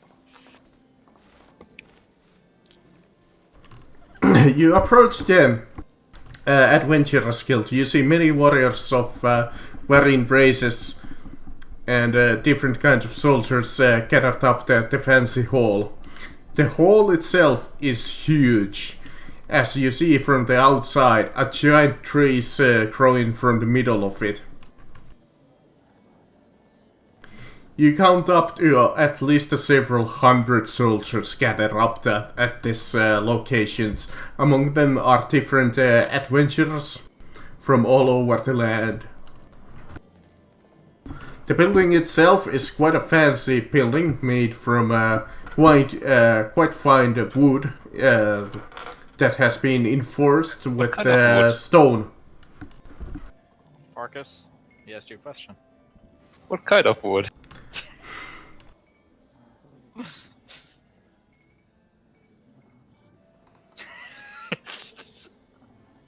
He won't answer you. It's It's a funny oak. question for some reason. Hard. Oak. So gauche. Jeez. You bastard. You see many of the higher up soldiers giving up commands, practicing the soldiers here, and the different kinds of adventures. You see that the adventurers are way more equipped than the soldiers are. You see that the soldiers are quite poorly equipped, like they don't have much of in terms of armor. They have kind of like poor weaponry. Like you see like the spearmen, You look at them and you're like, oh, those are the spearmen, but why the fuck are they carrying pitchforks? But you see Good pitchforks, I old-fashioned see a pitchfork, three-pronged spear. Oh no. They've sent the gladiators to fight the blight. No, Chris, they have sent their Rodok spearmen. They're hunting Frankenstein, basically. Oh fucking goddammit. The men of Rodux. You're actually kind of surprised to see that the army itself is not ready for any kind of a war. This looks like more like a peasant levy. Looks like a bunch of farmers Farmer Brown. trying to fight. A militia, right?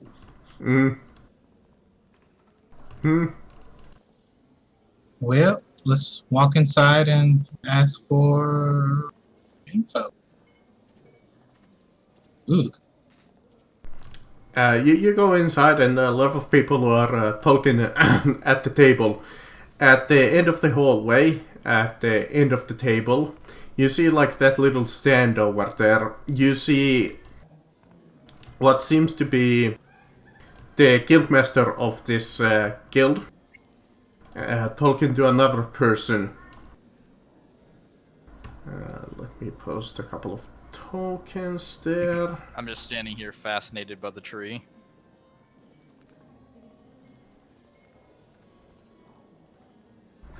Oh shit, I scrolled past the token that I won by accident. Oh, god damn it. The other man is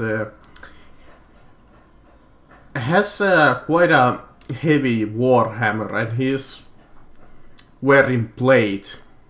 He's a little on the older side. But you see that he's the member of the militia of the Empire.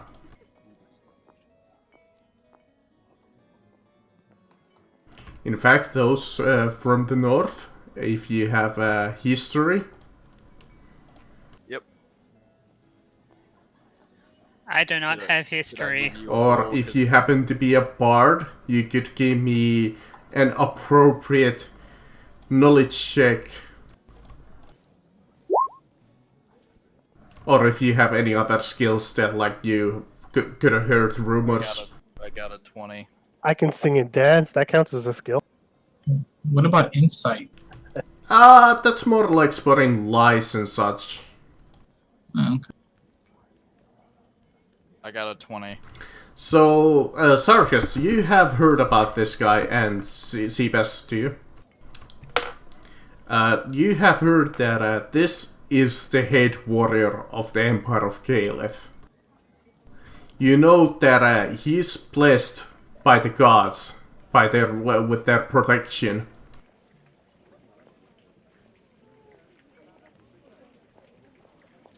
And you know that his name is... Let me do a little roll here.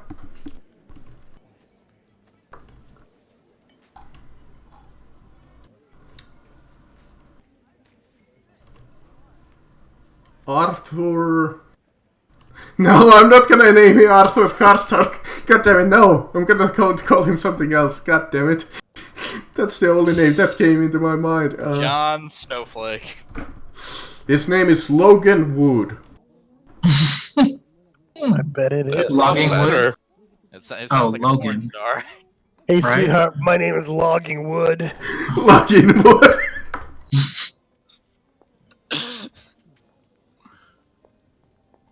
My name is Morning. Morning Wood.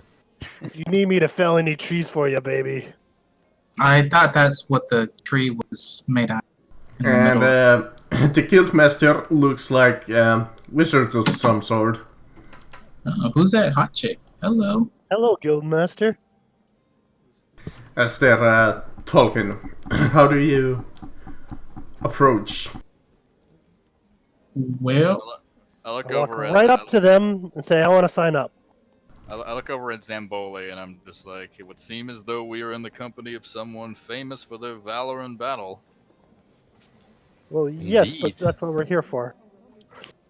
And I walk up to Indeed. the Indeed, witch. you are, my friend. And also, there's a head warrior over there. He looks upon what was your character's name? Ash. He looks upon you and stops talking to the guildmaster and is, well, it is always good to see a volunteer. You seem quite a worthy soldier. But Yep. are you here to join the militia or the guild? Yeah, great question. I'm here to join the guild, right? The Guild? I thought we were just gonna Oh. burn some blight. Like, whichever we're here- group is the beautiful lady from? Nice. I'm not part We're of here any to group. Kill some blight. You see, like the woman kinda giggle. I see, you're here to volunteer to fight against the Blight. Well, are you a troop already? Approved. Yes. And for a woman this beautiful, I would fight the world itself.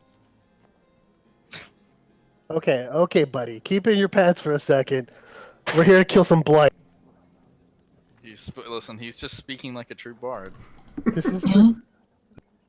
Indeed. I mean, you know how the all the half races started existing. Half dragons, half elves, half dwarves. Products Centaurs. of rape. Products of rape. Products of rape. Products of systemic rape. Sounds No. like Zeus was busy. All of them are products of bards, because bards cannot keep it in their pants. Bards raping the other races. Valeria, did you have the sign-up It's a paper? different system. Oh yes. I don't need a. Here I you don't need a go. sign-up paper. As the So- woman hands you like this, like a ledger of some sort.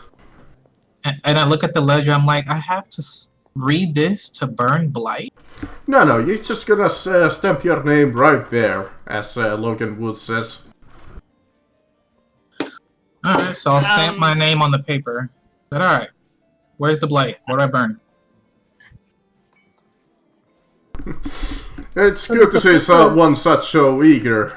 Unfortunately, currently we are gathering our troops, so we're not quite ready to move out. That's fine. We can move on our own. What? You're not ready to move out? I thought we were here to kill some. Indeed, we are. The thing is, our troops here are not ready to move out. You could be our forward scouts, we always appreciate the volunteers, but it seems that our troops have gotten into a minor snag. Well, yeah, those guys have pitchforks. Yeah, you might have noticed that our equipment here is sort of poor. And I was just discussing with Valeria here, what should we do about it? We'll go out, scout, do whatever you guys need us to do. Question is, what is the pay? Yeah, the coin. Well, if you would be willing to find us some weaponry, we can pay you quite a fine rate of gold, but as a standard price, there's quite a lot of troops here, so let's say I'll give you... How much was a platinum? 100 gold? Yes. Yes, a platinum is 100 gold. Good. What's the level 6? Hold on. For sure.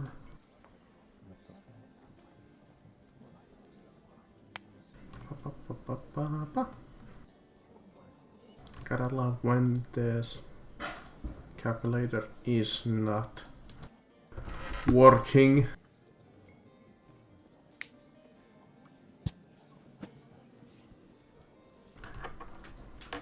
I'll give you 1,000 gold pieces.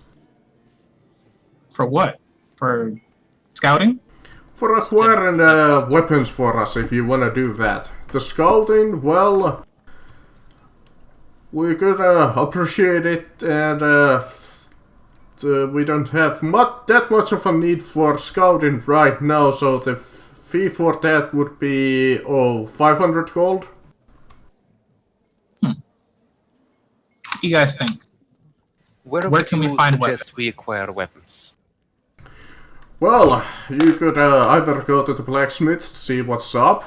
We were supposed to get a shipment of weapons in a nearby caravan that's what was arriving to town, but it seems that some brigands managed to hit it. Well, let's first go get those weapons back then. Yeah, let's go get that. In addition, if you wish, you can help the wizards in town. I'm sure that they're willing to pay you for help.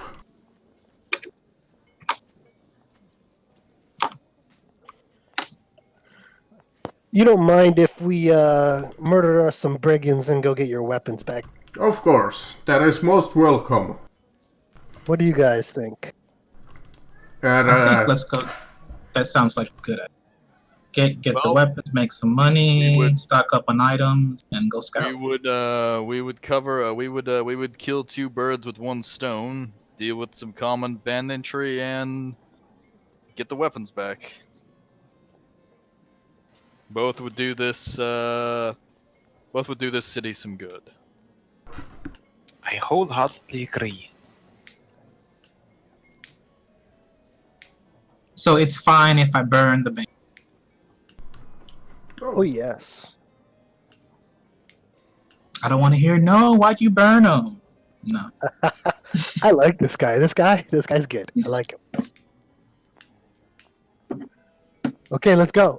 Do you have any information on these brigands? Yeah, where was it? Yeah. Like, We're just not gonna gonna kill some random people. Hey, these are brigands. Not much, unfortunately. I heard that their leader is called. Let me see. Any basic idea where they're north of? Somewhere in the woods. They can't be too far away, as they hit our caravans each month a couple of times. I know that their leader is called Sharp Shade. And Where's how your do neck? they find out about your caravans? We suspect that they have a spy in the tavern. We just haven't managed to catch anybody. When is your next caravan?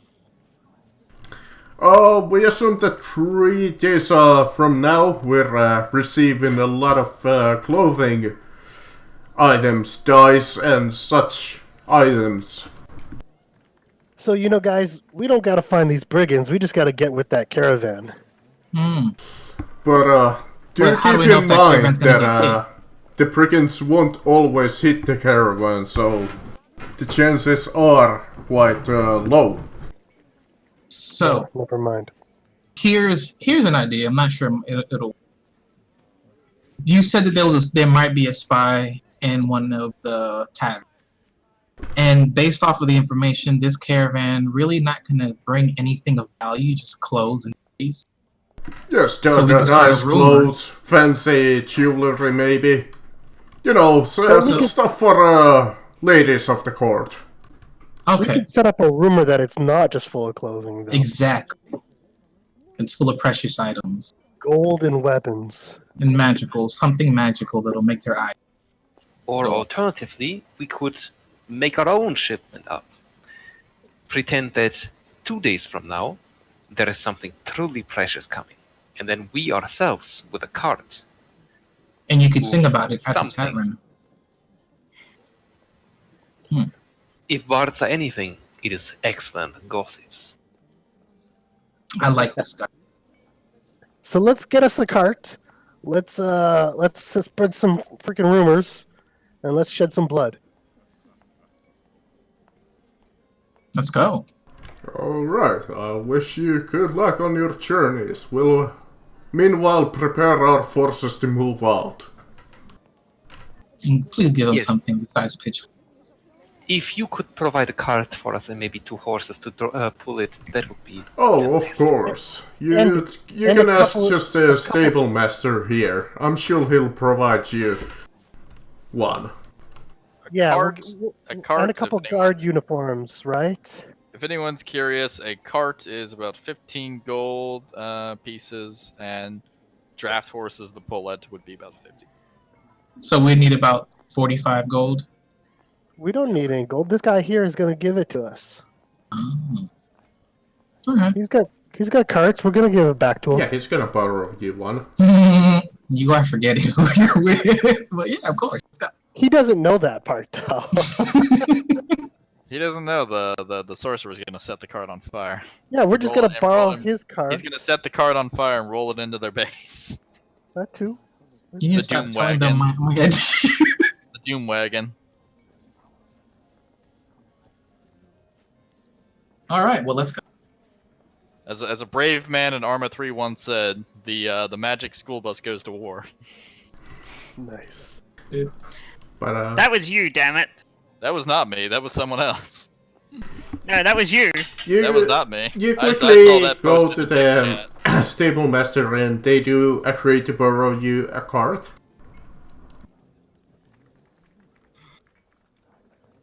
Okay. They do So we have the caution cart. you that if you damage the cart, you're paying for it. Oh. Slowly looks Wait, over wait, at wait, the wait, wait. others. If we damage the cart, we're paying. I don't think we got to worry about the price of the cart. If we get the brigands and the weapons, I think we might be. They might not care so much about. I mean, he said Someone- if we damage it, If bandits do it. someone has the spell Okay. mending, now would be a time to announce that. Yeah. I promise we'll bring back the cart. Otherwise, well, again, the cart's like 15 gold, so it's no big deal. I could pay for It it. might be an ashes, but I'll bring back the cart.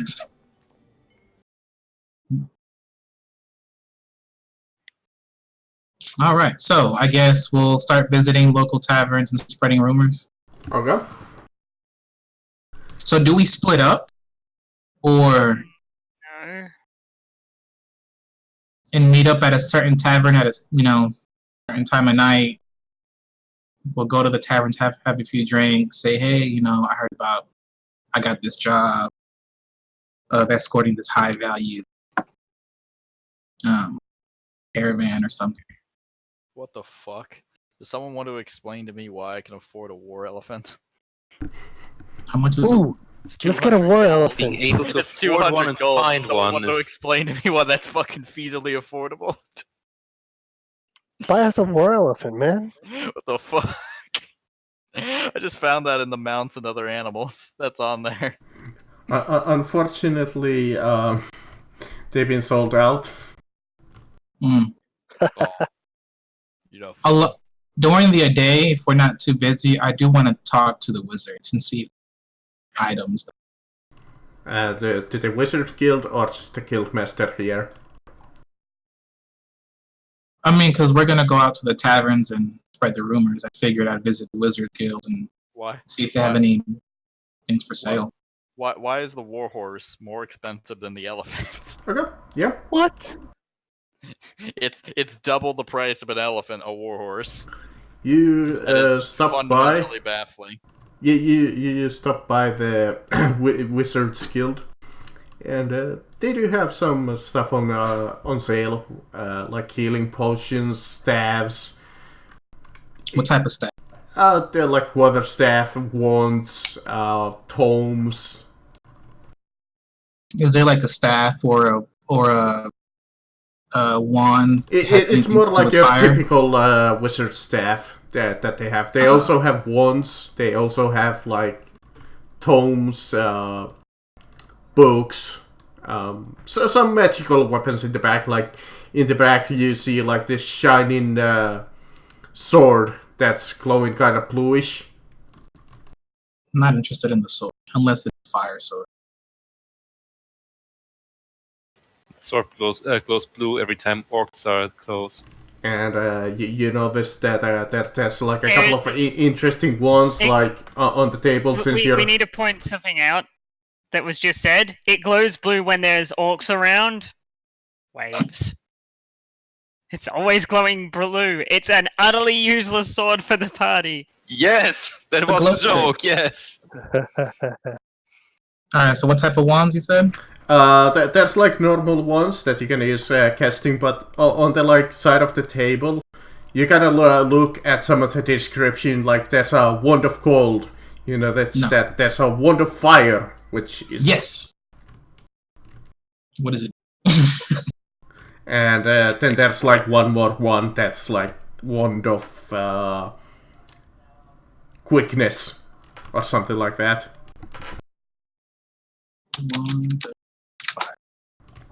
This particular wand, you kind of look at it, and the wizard there looks at you. He's kind of this older fella. Oh, I see that you're interested in that. Yes. How much and what is it? Let me see. The price for magical weapons. Right, there's no prices for magical weapons in the system, is there? No, they're supposed to be rare in the system.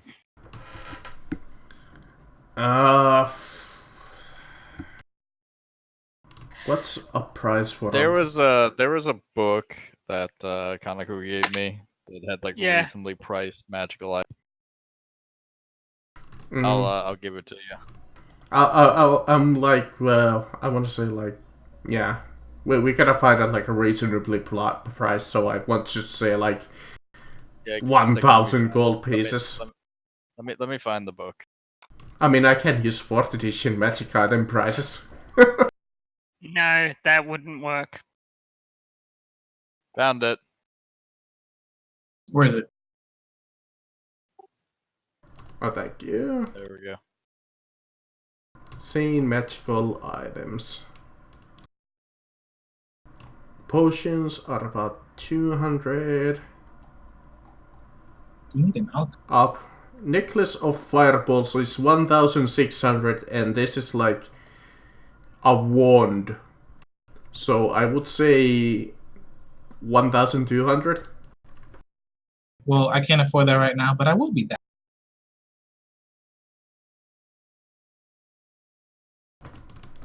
What kind of wand is it? Wand of fire. Wall of fire? Wand of fire. Oh, wand of fire. But you said it was based off of the necklace something? Necklace of fireballs. I just took the price because that's the closest one.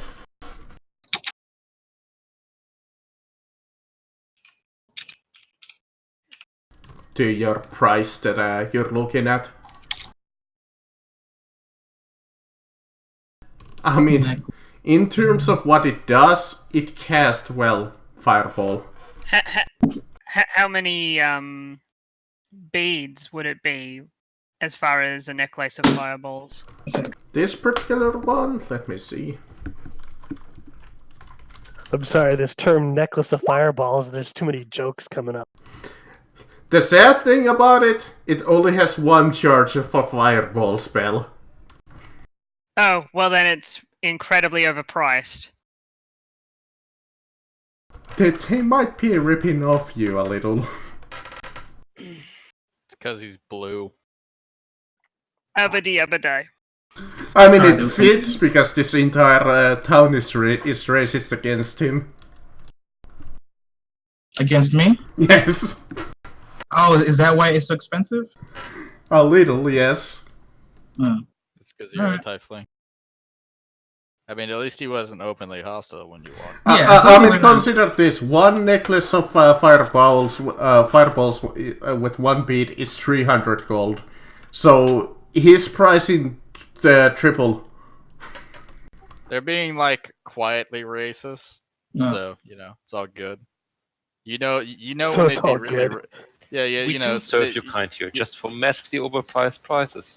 It would be like the ultimate racist was you know, if you would have walked in, you would have asked for a room, and he would have charged you like, oh yeah, if you want to stay in this tavern, it's 300 gold because I'm gonna have to spend all night fucking removing all the fucking fleas and dingleberries off your wretched ass hide. And in the middle You of the night, contaminate my blankets, you piece of shit. and in the middle of the night, they might burn you at the cross. They can So, probably see you guys are spreading the rumors around the town. I will treat this kind of as a skill challenge. So, if you have a skill to spread around rumors or appropriate Give it to the skill bard. that you can use, persuasion. persuasion works. Persuasion, Isn't- deception. Okay. Yeah. Deceptions. Well, there's no streetwise, but That's with What- the plus. So what's happening? I'm sorry, my attention's kind of split because I have to do work now. there's like a small little So skill challenge as you're spreading around so- rumors. He's doing kind of a skill challenge of how the party is spreading the rumor around that we have a cart full of valuable shit. I'm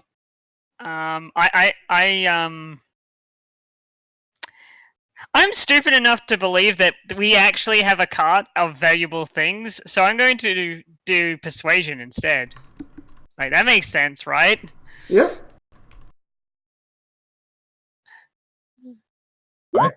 So roll I roll a 1. You were a massive detriment. You rolled a 1? Good job. I rolled a 2. You have single-handedly undermined all of our plans. This is how you roll a decent skill check. What did you I roll? have- Oh, deception. My go around, stats in are buying not. people. I go Damn, around How do you have- 11? people's drinks and How do then you have bring 11? over. Yeah, what's your charisma at? Because I've got expertise in that skill. Meaning I Oh my double my god, we're proficiency all bonus rolling that I add to that. horribly. See, I couldn't get expertise on mine. It only gave me proficiency. I'm a bard. I get that for free. Um, In 2 skills. yeah, cause my charisma is a 20. I'm a skill monkey. This is literally what I do. That's all he does. Well, Chris, At least we got the bar. Are you helping too, Chris? Sure. I'll roll that deception because I know. We're Sadness. all rolling horribly, except for Sebastian. So I think he covered enough. I'm not an us. expert in lying. each of you goes around the town, maybe in a group, maybe separately, trying to spread rumors. You think you're doing a pretty good job. You're describing this cart that you have that's supposedly coming to town that's filled with goods. Some of you can't quite keep the story straight and telling that the cart is just filled with just completely something else. But it happens that Sambolini is managing going around the town and talking for the rest of you, pretty much. As a bard does. To the point that when the evening comes up again, Sambolini is quite happy with the fact that he has managed to convince quite a lot of people inside of the taverns that there is indeed a cart coming into town that's filled with all kinds of wonderful treasures, while the rest of you, well, Charlie had some luck convincing some people, but the rest of you, well, not so much.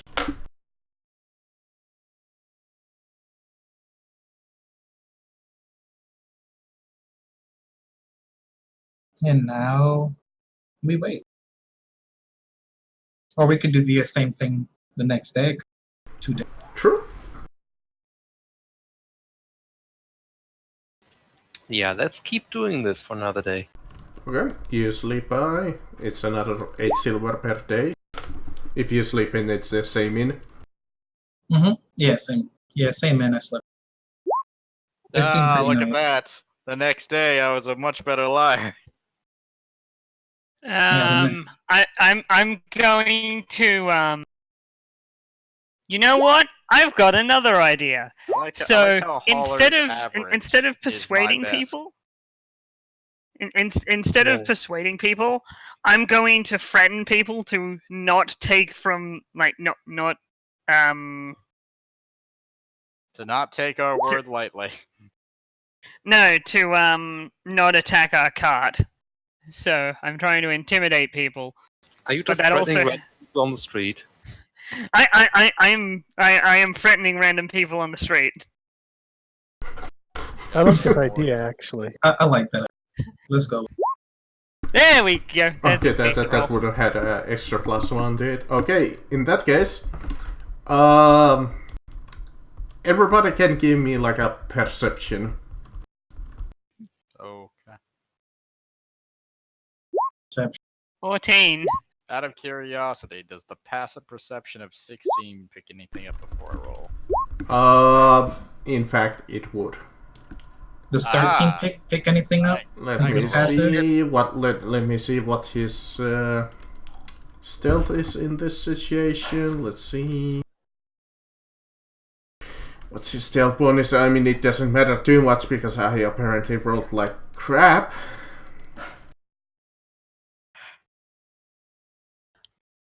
I have a passive perception of 13. And Let's say That's that why I'm he asking. had a stealth of. Let's see, does any of you have like a stealth train so I can know what's appropriate for this level? It would be around like +5. Okay, so he would have a +5 to this. If you beat the stealth check of an 8, oh yeah, my perception is my basic. So my perception passive is 16. as you're spreading around Oh, the rumors wow, in yeah. town, you see like this incredibly suspicious man in like this rags and kind of like this black hoodie on, kind of following around you in town, listening into your rumors and being quite fascinated. He's like leaning across like the walls right behind you, but the thing is, he's not hiding himself at all. He's like half leaning behind the wall, just staring at you. Just while I'm telling a rumor, like just talking about it, he's just like right behind me, leaning in, eyes wide.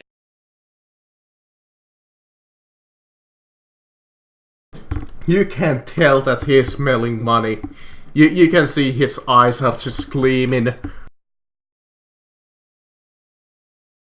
And then he's just tiptoeing behind us, going, sneaking, sneaking, I am sneaking. I mean, the one person that he managed to follow is Sambolini. Zambolini is too busy being impressed by himself. Indeed.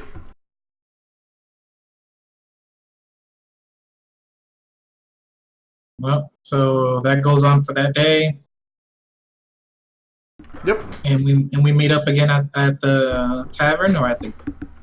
At the tavern, yeah, probably. We'll meet up at the tavern. So you said as long as it was over an 8, see him. Yes. Okay, so yeah, I didn't have. So I asked the No. group. I asked the group, "Hey, did you guys notice a dude when Rax listening and rubbing his greedy little fingers every time you would mention a rumor about our plan?" Yes, Yes. I was tempted to kill him. I have no earthly idea what you're talking about. No, I didn't see anybody, but don't kill him. If we Well, know, yeah, if we know I about was- him and he doesn't know, we know.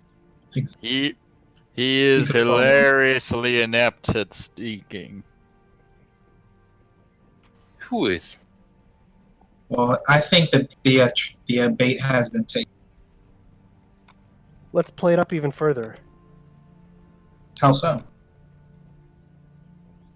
Well, if he's following us, and he doesn't know that we know, we can continue to put on the charade, right? Correct. We no longer have to spread rumors. We just have to do things that would be appropriate, like get the cart ready in a somewhat public place, maybe go to a provisions place and tell them we're going to leave the next day and start buying supplies. We already have the hook. We just got to keep playing it up. Okay. So we'll go to different stores in town. Yep. Alright. Or we could just leave with what looks like a cart full of stuff, when in actuality, it is me and Sarkis. I agree. Excited. Yeah, we could do either. It's fine. I heard my Is slave the name cart called. going to be covered or not? Covered, definitely covered. Because we can hide inside and have our human party member guide the wagon. That's what I was suggesting, because then it looks like it's loaded full of stuff, when in Yeah. actuality, it's us. Okay. And that means we don't have to spend any You money know, buying. I'm so fucking large that if you have me hiding in the back of the fucking cart, it's gonna look like Jesus. They weren't kidding. We're just gonna have Look to at that. attach wood panels to your body. You become the cart. You are I the am. cart. Sounds like a shitty movie. Sarkis become cart. We're gonna be the wagon. We're gonna beat it good. Alright, so let's go prep our cart. Well, let's prep the cart in where people can't see us, and we'll load and we'll all walk inside. Jump We'll all go repairs. inside, and then because we don't want everyone saying, "Hey, there's just a bunch of people in the cart." Sure.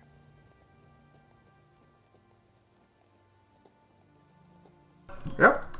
Each of you do the necessary preparation. At this point, you don't need to roll any more skill challenges because he is quite believing that whatever you're loading into that card is something worth value in the thousands of gold pieces. So before we leave, I would like to cast a spell on myself. Mm-hmm. Yeah. This.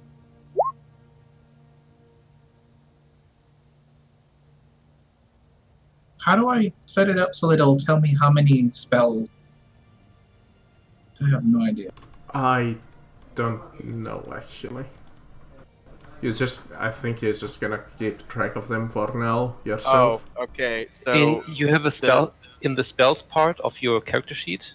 Correct. You can just click on the up arrow next to the number 0 on the level of the spell.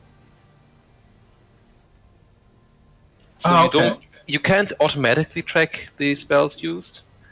Probably mainly because you can use them at different levels, even if they don't have a different level effect.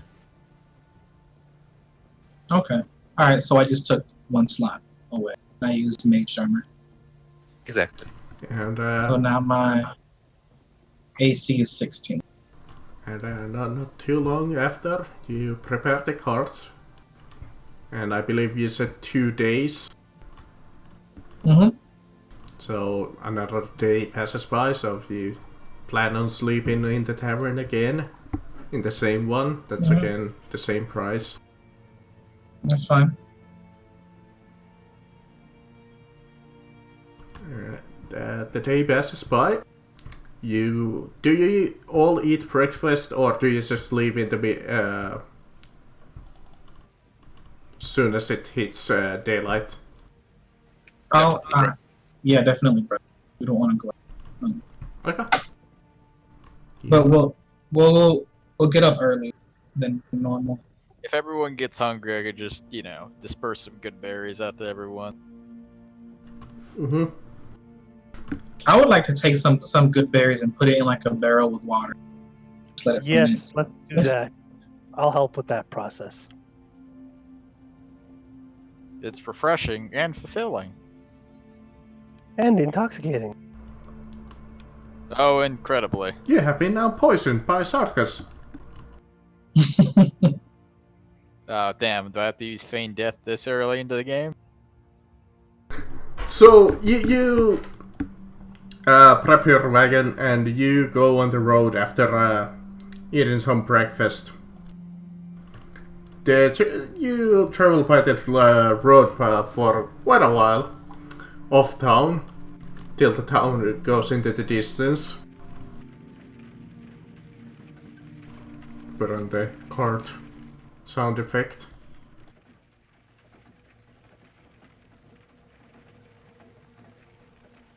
And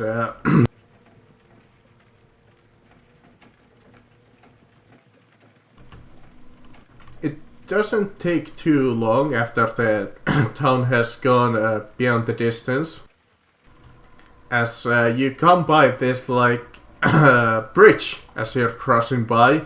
You're kind of going towards the free states.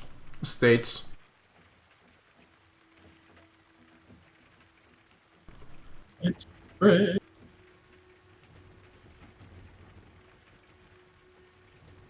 Let me keep... Does the bridge look sturdy enough for us to cross? Yeah, I mean in the picture it looks a little wobbly, but it can take your weight. I mean, with the Goliath, health Goliath inside, you can definitely hear it creaking, and the rest of you. So it's just going underneath, its weight just going Once like... again, Marcus, I am not a half Goliath. I am a regular. Well, giant. Whatever. Google. A half 1 Goliath second, is I need like a to- Goliath is not even as tall as a Fearbog. How much do you weigh? A lot. I think it was about 600. Yeah, if the cart is not going to survive, we can walk alongside of it. Oh, if you're curious, the cart can cumulatively hold a weight of... What is it? Oh, it's a cart. Yeah. Yeah, I cannot be in it. It would only be able to sustain a weight of 200 pounds, and I far exceed that. Oh, then I you're also not- exceed that. Wait. Can't you What? turn into something like a small animal? I could turn into something. There you But go. that also that still leaves me walking. How heavy? That's Here's the fine. thing, I don't mind walking. How Hmm. come this car can only hold so little weight? 'Cause it's Apparently, a huge. carriage can hold up to 600 pounds. But even I that, unfortunately weigh 610 pounds. I want to point out something. My character and Sarkis together weigh almost 1,000 pounds. Okay, We almost weigh half a ton. so you guys won't be in the cart. That's you just I mean, walk one of alongside you or in the can bushes. transform into a kitty. That would be a waste of a transformation. I mean, we're trying to be inconspicuous. That's okay. Let them walk along the side in like behind a little bit or in the. I guess there's not a lot of bush around here. Is No, the trees. I mean, I could turn into a creature of the sky. There you go. Good eagle. And just kind of fly over. Provide aerial support. and even recon for us. But as you're crossing the bridge, like underneath the bridge, you can place your tokens inside of the cart or like around the cart.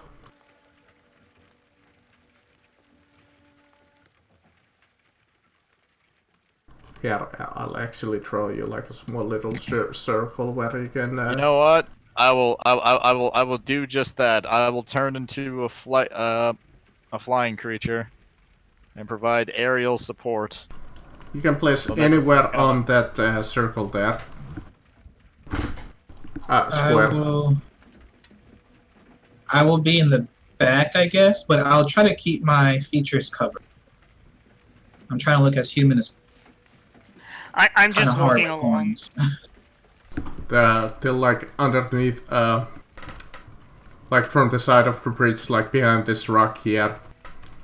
And the rock. Holy jeez, that icon was big for a second. Yeah, when I always upload a new picture, it uploads automatically like as a huge picture.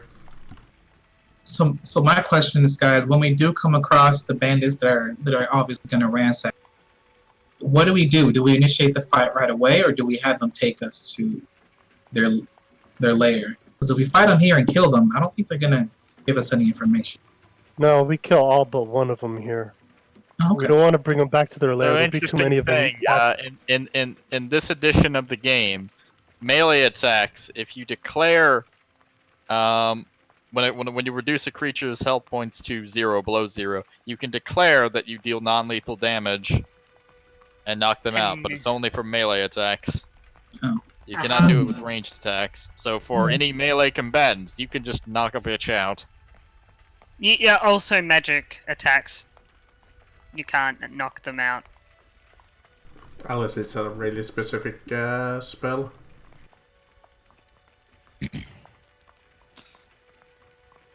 If we're in a pinch, you know, someone like me could cast Hold Person. But as you're crossing the bridge, you see these two guys pop behind the rocks, and they're like, "Oh, there! Stop right there!" I'm sorry, we're on official business. If you could kindly step out of the way. Official business, huh? Give us all of your money, and we'll let you live. So he just says lying about he says give all us our money. I just pull out my greatsword and go, you know what's great about being so far from home? You don't have any money. Well, Can I ask? it's can your I ask money. Is left or right? You lift the veil of surprise already. Okay. Left or right? Does it matter? I'm asking who we're gonna keep alive. The last Does it one. matter? The last one. All right. Whichever one I don't hit first. Also, Chris, as you're flying around, you can give me a perception. Yeah. What does a passive of 16 get me? Hold just on. Before I do it. D20. D20. D20. Wouldn't you use the perception of the animal you're being? No, because I get to keep all of my stats for int, whiz, and charisma, but I assume they're strength, dex, and con. As you're flying by, you notice these guys waiting in the bushes. Slash That's all you trees. see. Oh, they have made a very bad mistake. So as soon as there's a bunch more. Yeah, you don't know yet if they're there or not, since they are kind of trying to hide. Unless your perception, passive perception, you're not exactly passively looking for them, so you can't use your passive perception. But if you wanna roll me a perception, Marcus, passive perception is just, it's like without look. It's that without specifically Okay, looking. well, what's your Specifically looking passive? is rolling. Specifically looking is rolling perception. Passively is just, it Like passive. you weren't looking for it. You yeah. weren't looking, but you saw it. Okay. Well, I have a passive of 13, so I'm not 13? looking for it. But Okay, so one of them would be hidden for you. So I would say you see this guy over here and this guy over here. But this one over here is Passive hidden of to you. 14. Okay, you. so which ones I can't see? Because I don't know what you were clicking. This pointing one at? you can't see yourself. If you beat Which one We is that can't one? see. We can't see where you're pinging, dude. Yeah. You can't? Okay, that That's one. I can't see. that's my ping actually. But is that the one you're talking about? the above one, So this one. one. Oh, this one Oh, I up can't see. there. You need to draw, Marcus. You need to draw attention to a particular individual shipped ping. I was. That's the thing. Are you on the right layer? Yes. Are you sure about that? Yes. Hold on, I'll even switch around it. Background tokens. I saw that pane. Now it's working. Okay. Odd So, glitch. as I was saying, were you on the right Yes, layer? objectives and tokens. It's just... That's the wrong layer. No, it's not, because this layer that I'm pinging right now is the same one that I was using just a second ago. Yeah, but I'm It not talking doesn't about matter. the one you were using a second ago. So I Objects can't and see layer, this one. tokens, it's the exact same one that I used. Either way. It works for now, until Roll20 decides to fuck me over again. So considering the fact that, from the sky I can just see that the orc has withdrawn their great sword. and that the element of surprise. But as you draw your greatsword, he's like, you see like the Brigands are a little nervous, and they're like, hold right there. Just drop your weapons, give off all of your goods, and you can walk away from this No, without we don't being need hurt. to fight. We don't need to fight here. I don't want to die. Put your sword down. You guys can have our money. Come. Now that's what I'm talking about. Go over there, Jeff. Take their money. Oh, Jeff, I'm so very sorry. Does he walk up to my character? He walks up to the side of the cart here. Quickly kick him into the sea.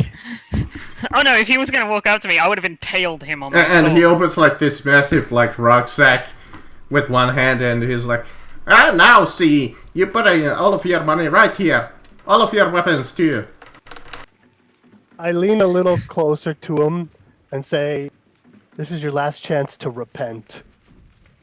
Repent, I'm taking all of your money. What do you think? At that note, well, yeah, I do kind of start casting a spell. Which spell? But I'm using my sorcery. I'm using 2 sorcery points. 2, is it? For... Quicken spell? No, not quicken. Sorry. The subtle spell and twin spell. Oh wow, going all out. It's been a while since I, played Wisdom 5. So they can't hear me, and it's double. And I'm gonna use... There's no somatic or verbal components when you do subtle spell. It's verbal and somatic. Yeah. Torching ray. Oh, so it can't be somatic, just verbal. Alright, well just double then. Not the silent one. Scorching ray, that's the one, but level 3. So Okay. Scorching Ray. So you can pick either the different targets or... So you fire. So with Scorching Ray, you fire 3 rays of fire. They each individually do 2d6. Because he's pointing it, he's technically firing 6.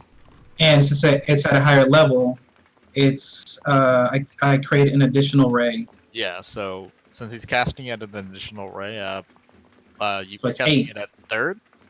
Yeah. So instead he would fire. Let's see. Hey. 5. Oh, sorry. It's it's Okay. Is it 8? What level is it? It's, 3rd level. What okay. level? So, You're casting it at 3rd level, correct? okay. Yeah. So it's So he's sorry, firing- I'm casting it at 4th level. Where's that 3rd? It's a 2nd level spell. I'm casting it at 3rd level. Okay, Yeah, 3rd it's level. a Okay, second level. So he would fire. And normally he'd fire when he's casting it at 3rd level. He'd fire 4 because he's 20 it. He's firing 8. Jeez. So I Yeah. hope you're going for the ranged one. I'm going And- for. I just want to keep one alive. So I'm gonna start firing until there's only one left. technically, if you just fired 2 per person, you could hit fucking 4 of the 5. Well, let's go do. Let's do that. Okay. So let's see. I have to make an attack. Yeah, it's an attack roll. So So, just roll the attack 8 times. 1, 2, 3, 4, 5, 6, 7, 8. So two per person. Yeah, 2 per person. Okay. Mm-hmm. Let's start with the closest one. He's kinda behind the cart here, sorta, but you can kinda lean, so you can kinda get like a direct shot. All right. So So the- 9. So that I know, like, how many of these hit? Because I know obviously not all these are gonna hit. Well, the first one is a botch, Yep. So here's the interesting question. Do you wanna guys do botch table? Sure. Not really. I mean, it sucks, but it makes it kind of fun. Let's see if we can find like a good magical botch table in a pinch here really fast.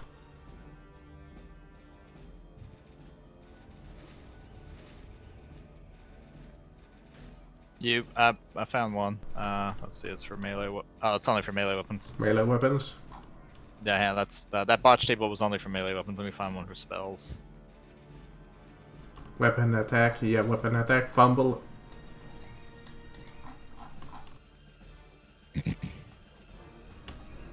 Spell attack fumbles, here we go. It's a D100.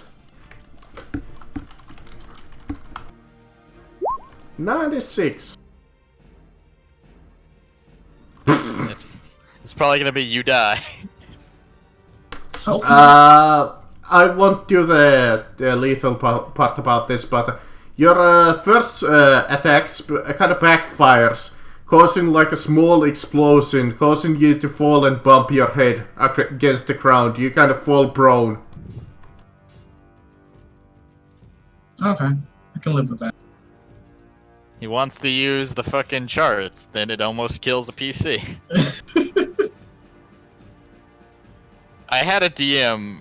Well, I had a DM for the AD&D game. They always use the fucking charts either for 20s or for 1s. Every time I rolled a 1, I lost a character. Oh, it sucks. That sucks. Anyways, let me see. The last one was I swung my sword and sliced my leg off. The 13 misses. So this guy survived without any wounds. The 14 misses against this guy. Okay. But the 28 28 is a crit, so you can roll me damage for the crit.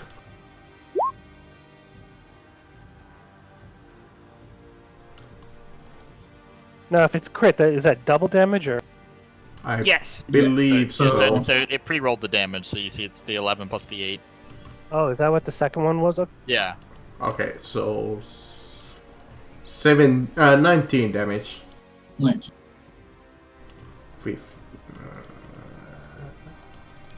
And you see your fireball hit him quite hard as his flesh kind of burns off, and he's screaming in pain. But he's still alive? Yes, he's still alive. Does 16 hit? The 16 also misses. 16 misses. Alright. But 25. the 25 hits.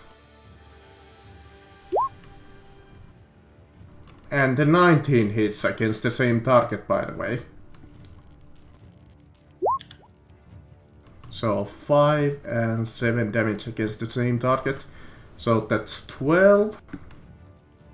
Mm-hmm. And 10 miss. And yes. What did I say as his damage? 12, yes. So now that that's happened, I have... Well, that was pretty much your surprise round. Yeah, that was my surprise. And Just saying that now that I have that, like if somebody attacks me, then I can... They'll get hurt with fire. well, initiative time. As they now are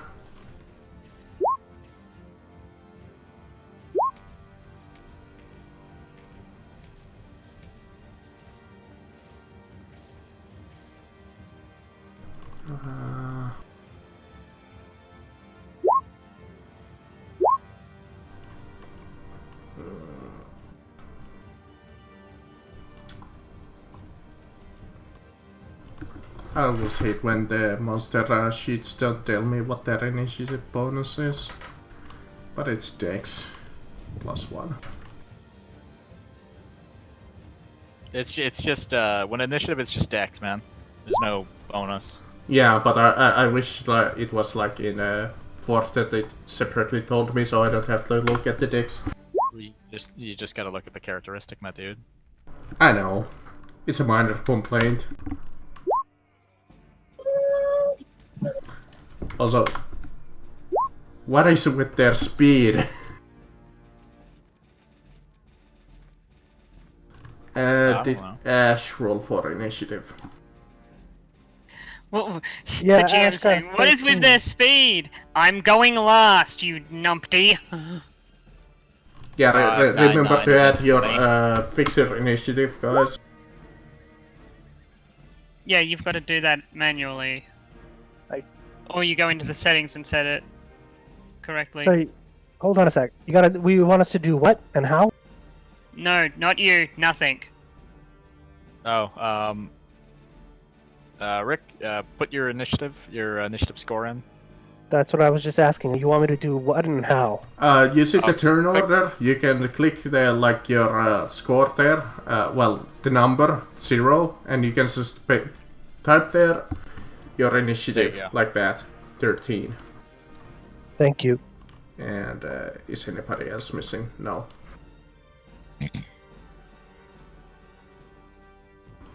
Okay, well, they're a little hostile and they're... Oh shit! They're attacking us! For now, they want their loot, so they're gonna come in after you.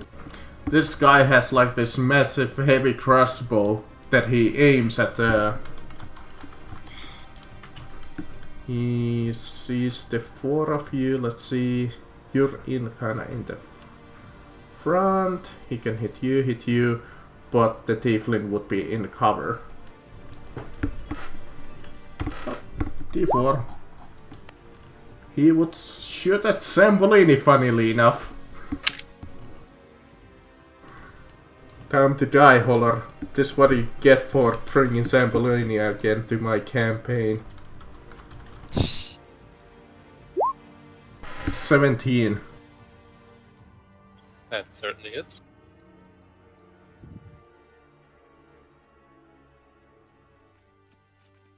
And 11 piercing damage. Ouch. And he's done. Incoming drive-by on this guy. With my bird of justice. Good. I'm glad you're getting the ranged ones. The ones that are far away. Ka, From motherfucker, ka! Ka, motherfucker. The ranged ones won't matter once it's my turn. I'll just run up to him and beat the living shite out of them. So what I'm gonna do is Okay. I'm gonna make a dive attack and then fly back up into the air. Did I hit him? Yes. Okay.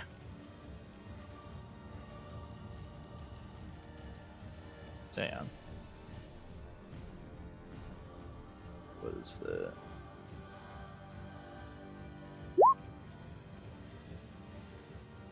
That'll teach you.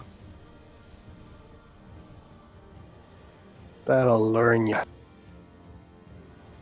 Take that 17 damage. Fuck.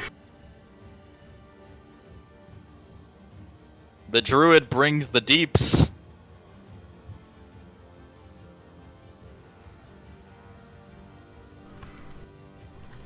At least now they're aware that apparently the party has some kind of a bird with them, helping them. Yeah, he's hurt. You can see him like back in the ground, just bleeding. The fucking big ass bird just swung by and slapped the shit out of him. Beal. It's my turn. Yes. All right, so I would like to use another 2 sorcery points to do twin spell again, but this time I am Gonna be a fire bit an of a RPG douche. at them. I want to cast fireball right here. You get a twin fireball. Yes, At the same spot. So same spot.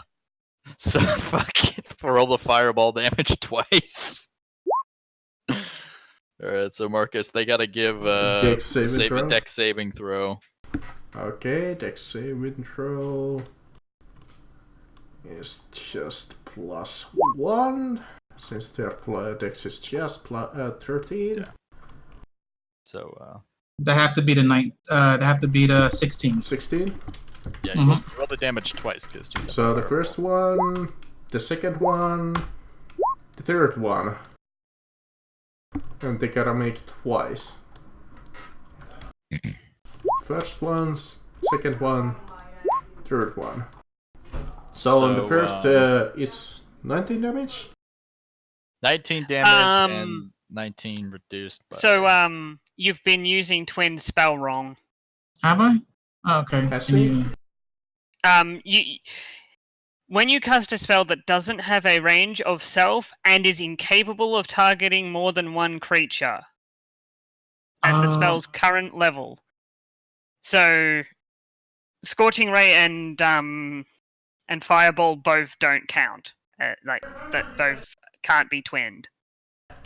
Targeting more than one. Oh, alright.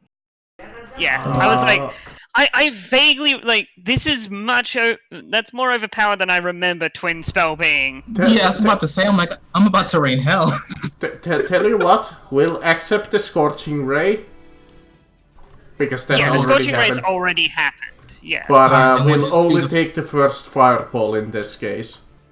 Okay, we'll take. Alright, so, then the first... That's still... Alright, yeah, so with the Fireball, that does 19 damage. If it's reduced by half, because if they pass their save, then it does 9.5, which rounded down is 9 damage. Yeah. So only one of them beat it at 17. Because only one met it. Or do they have to meet it as well? Meet or beat. Meter. Alright. So only one of them takes 19, the rest take 9? Yes. Just still decent damage for dealing... It's really good. For dealing it to multiple people. It's alright, if I make another drive-by, I'll keep the fuck out. Alright, so I still have my bonus action to do. Can I cast cantrips as a bonus action? Actually, yes, you can. So here's what you can do with sorcerers, which makes them really powerful. You can only cast one level spell, but you can cast a level spell and a cantrip. So what some people do is they quicken spell out a numbered spell, and then fire off a standard spell. So what you could do is fire off Firebolt and Fireball on the same turn. Yeah, I was gonna do a Firebolt. But you can't do that because because of how your action economy went. Okay. Yes. You quicken spell out a Fireball, making it a bonus action, and then you Firebolt, which is a cantrip, as a standard action. So, as you shot that Fireball, you see this guy that you shot previously with the Scorching Ray. His flesh is just burning off his skin. You can see him just leaving a pool of blood. It's just burning all over. And each time I cast a spell, like y'all see a pillar of fire sprout up behind you guys, because I do like a ring of I do cast fire around me. If I choose it to harm anything or not. Anyways, you done? But, yeah, I guess that'll end my turn. Well, Chris, you attack this guy, so he's gonna attack you with his crossbow. Alright.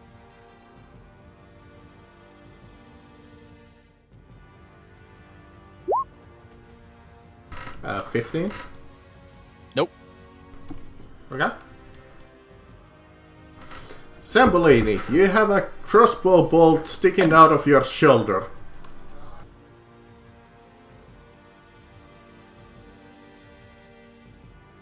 Well, then there's only one thing to do.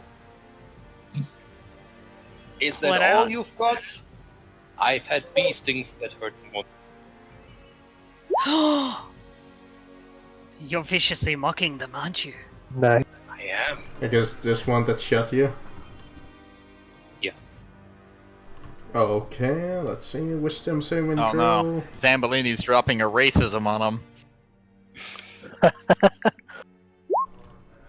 Well, looks them dead in the eyes and Yeah, he he shouts, takes that. Your your your cabbages are overgrown and your cucumbers are soft. Oh yeah, And- what are you gonna do about it, you bitch? And with my bonus action, I'm going to point at Vox, then some other guy. Vox, crush! And I will inspire you. Yippee. What does that do This- again? Your next attack roll, you roll an additional 1d8, To hit. and you add that to your to hit roll. Bard's too strong. Okay. Ash. Oh yeah.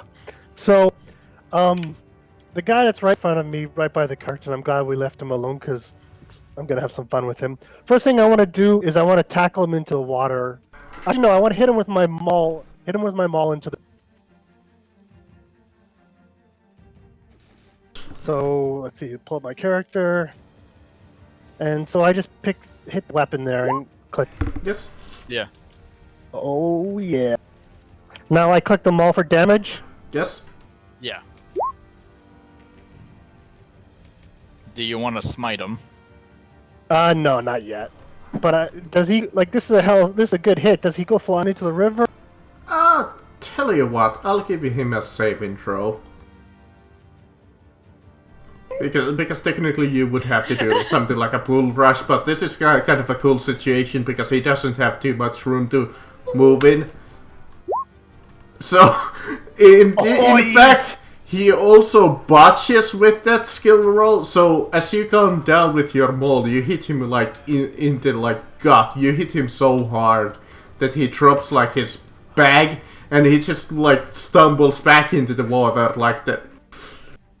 And he just goes head first into the water, and it's kind of shallow water at this point. So you see him hit his head like to the rocks. Perfect. And then, So now- and then his dead body floats downstream. I'll let him take a D4 damage extra for that one. For I like the idea of just like the paladin just stands up from the cart, swings his hammer, and it just cracks this guy in the lip, and he fucking backflips into the water. Think of a Happy Gilmore moment, but wait till you see what I do with my second half of my turn here. Is he dead or no? No, he's still alive. He's a little loopy. Okay, so I dive into the water and I'll use my extra attack to grapple him. oh god, you're going to drown him in the water. Well, I'm gonna No. baptize him. Like I So- said, you're going to drown him. No. Yeah. So for grapple, what am I rolling? Athletics? Athletics, I believe, Athletics. versus... what is it again? AC. AC. AC at first, and then to break out of he it. is It's... grappled as fuck. Yep, you rush out of the cart, you just jumped in and grab him by the throat.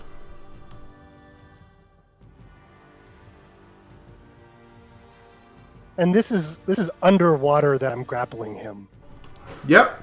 Well, you're like above the water, but you're like reaching your head down into the water. You grab his throat. Yeah, exactly. Exactly.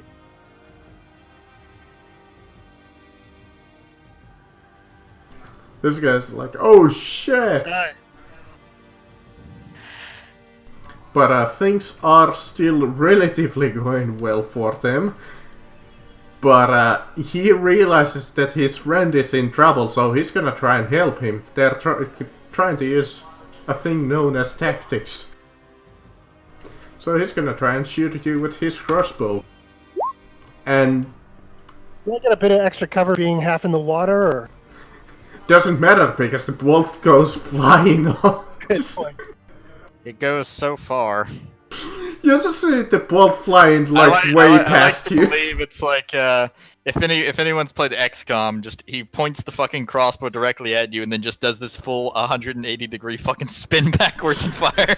You mean one of those moments where it's just 97% chance to hit and it just misses when you're standing right next to them? Look the man dead in the eyes, point the pistol to his face, then spin to the left and shoot your friend in the skull.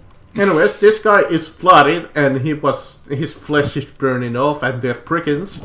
So let's see. A little bit of balls. Nope! He's like, screw this! And you see him like start running. 1, 2, 3, 4, 5, 6. Dash. And he just runs off the map. He double dashes off the map, in fact. Double dashes off the map. How funny! Chase him. This guy... I You think guys I'm get the gonna... runners. I can actually catch him with flying. I would suggest to chase him. He might be running back. This the guy, land. He's he's gonna gonna let you know. try and escape your grapple. I believe that's athletics. It's opposed athletics It's or opposed athletics, acrobatics. I got good grapple. I think it's athletics. Hey, Did he get a 23? maybe, Yeah. yes. So roll athletics opposed. Wow. Breaks free. Unfortunately, free. he manages to break free of your grasp. But that is That's his okay. action. That's his action, so he's screwed. Yeah, I don't think he can even take a move action to get out of prone. No, you can stand up. Okay, he can stand up. That actually reminds me that Standing. Bill never got up after his magical botch. He doesn't need to. He's firing. Yeah, he doesn't Anyway, really it's- need to. Yeah, I It's used my my movement turn. to get It's up. my turn. Hey, and listen, when now- you're lying prone, it just means that all ranged attacks are a disadvantage. So it's my turn, and After the runners. that guy who ran away, if he has a movement speed of 30, he's moved 60 feet away from me. I can move 40 feet and then throw one of my javelins at him, and he's within normal range. Yes, his speed is 30 and he double dashed. Yes, which is 60 feet. I move 40, meaning I'm 20 feet away from him. I throw my javelin, which has a I range believe of 30 dashing feet. gives extra speed. So, No, it here's doesn't. what dashing does. It doubles your standard moving speed. So he's got 30, so that means he can move 60. Yeah. All Sorry, baby's crying. Right, Marcus, double moving isn't a thing anymore. Oh right, Oh. yeah, he can If you only want dash. to, here's the thing. By the technical standard, if you wish to double dash, you have to be like a monk. Right. A Yeah. monk or a rogue, because a rogue can relegate And if his these- dash to a fucking bonus action. Yeah, we just And- spent and if so much these time playing fuckers have- story that we're used to double movements. Yep. And if these fuckers have, like, class levels, we are fucked. And NPCs that have class levels are fucking broken. So I move 40 feet to there, and then I huck a javelin at him. Incoming. You bloodthirsty bastard. So 16. 16. The fuck happened there in your dice roll? I don't know. Inspiration, remember? Oh. 16 is close, but misses. So your javelin kind of falls short. Wait. Wait, you're rolling. Did you say you're rolling? Oh, no, you're not using the inspiration. Okay. I'm using the inspiration. Well, then he gets to use the advantage, which gets him the 23 plus 6, no?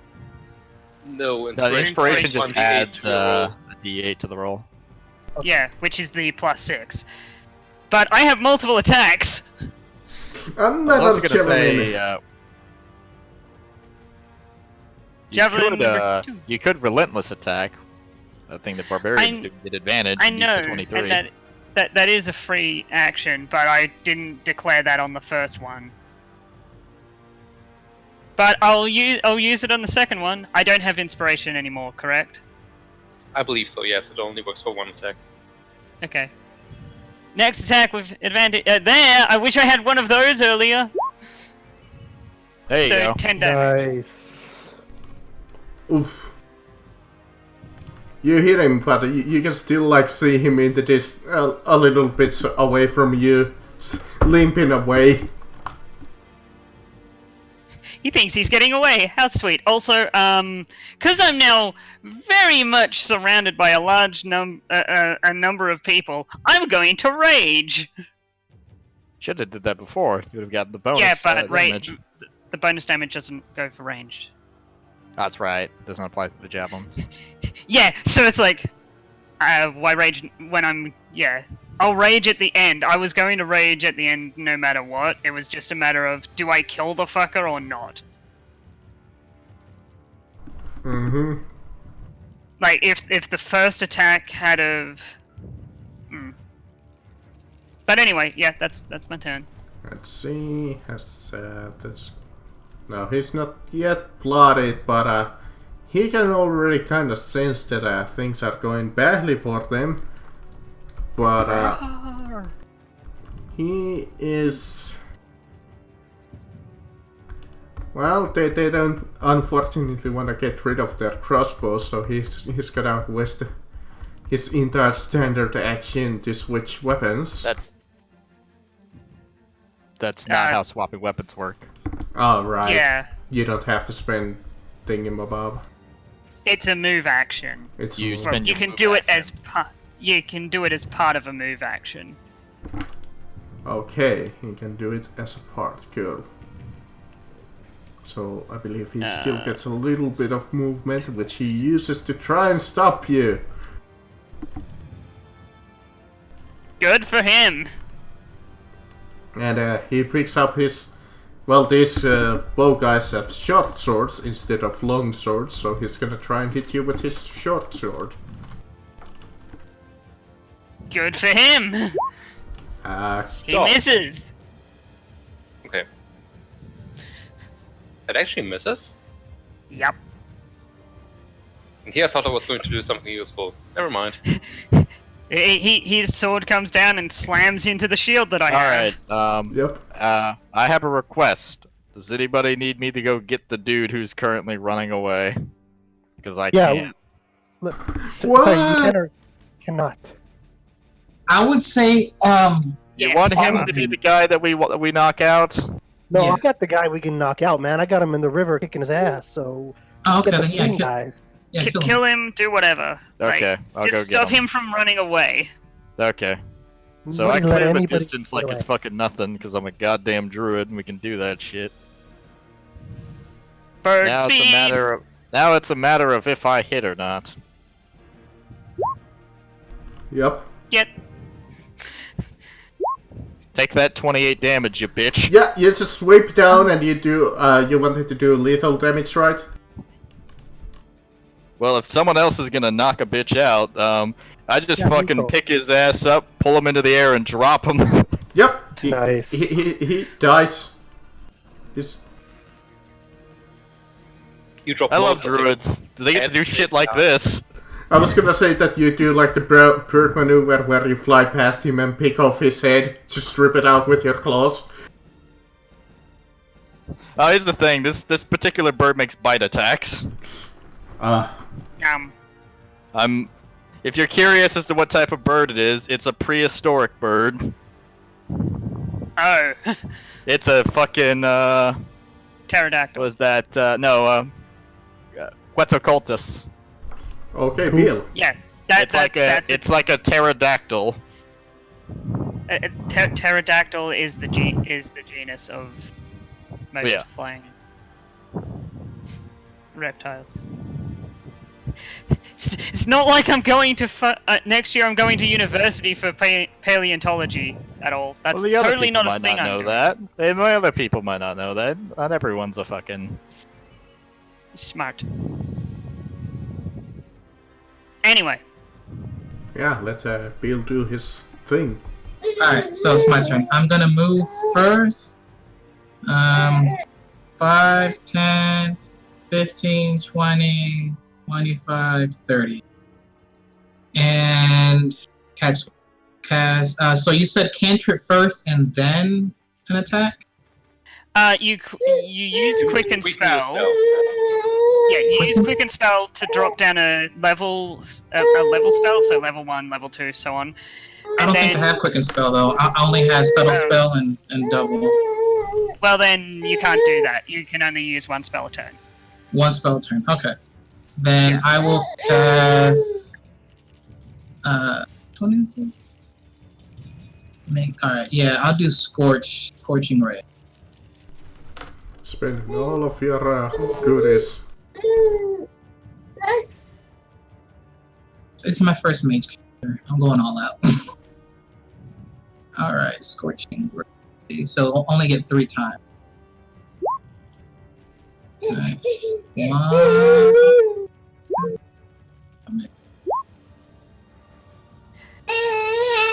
Okay, who are you attacking?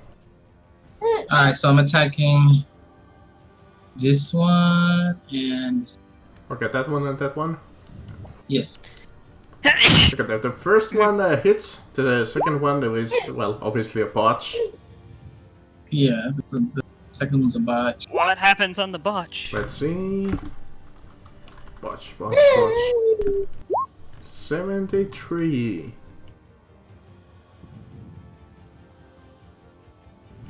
As you cast your spell, you bit your own tongue as you cast. You're unable to use verbal components to cast spells until the end of your next turn. Okay. Suck. No, it's a good thing you have subtle. This- So the first one hits, so 5 damage.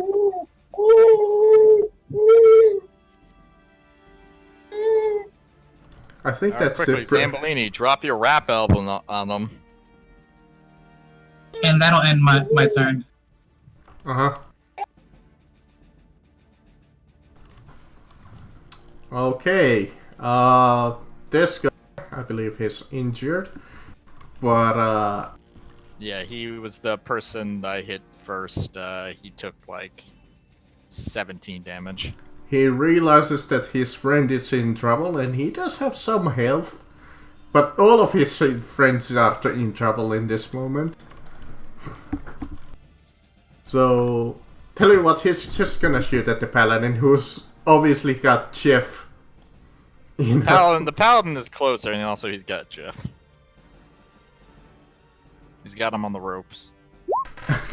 And that doesn't hit. It's like, fuck!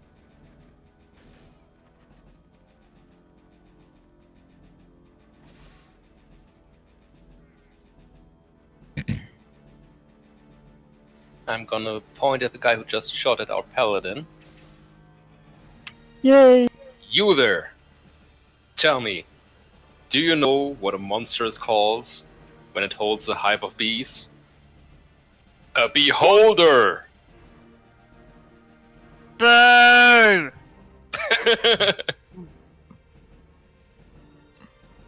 Alright, Get off Marks, the give me a stage. wisdom save. Okay. Hey, it doesn't affect the orc, so you are right. The orc doesn't laugh at that. Why do you think I said boo? I know Yes. the spell you were using, and I knew I was immune to it. Does, So he fails his check, meaning that he falls down and starts laughing at the terrible joke.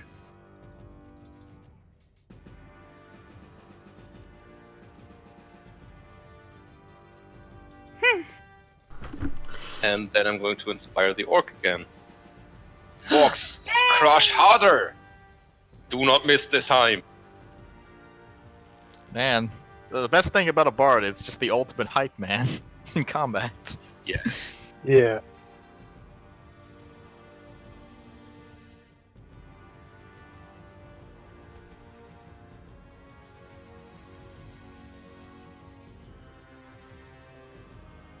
there we go. That's a good effect on him. Ash. Yeah, that looks about right. Okay. So, first I'm gonna hit this guy in front of me with my maul, trying for non-lethal.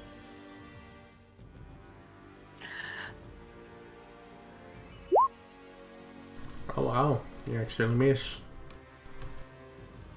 Then, with my extra attack, I'm gonna hit him with my maul, trying for non-lethal damage. Swing better back. You hit?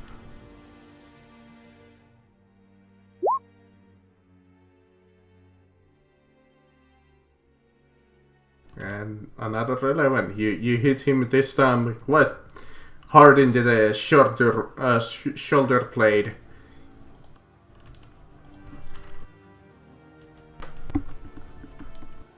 He staggers back a little, but is still standing.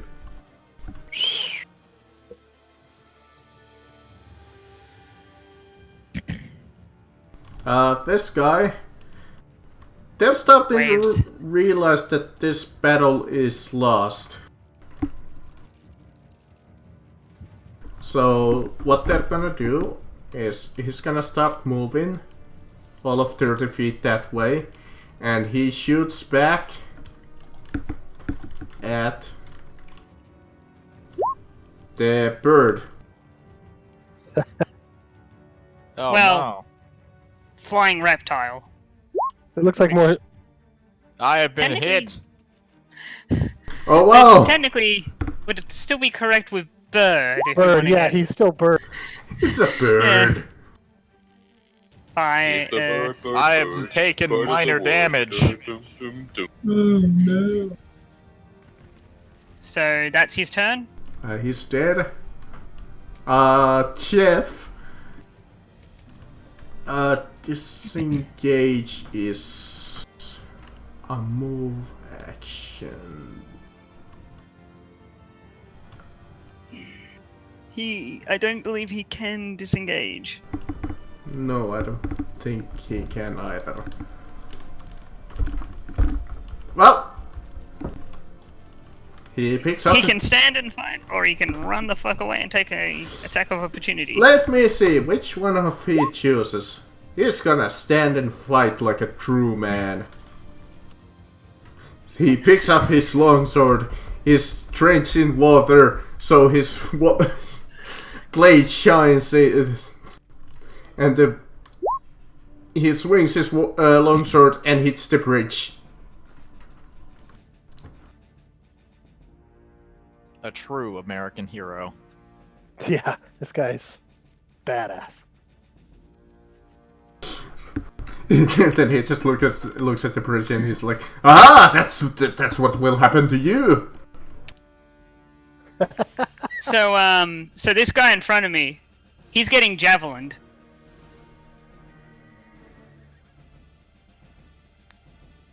Luckily, you can use javelins as melee weapons. So, yeah, I'll use inspiration.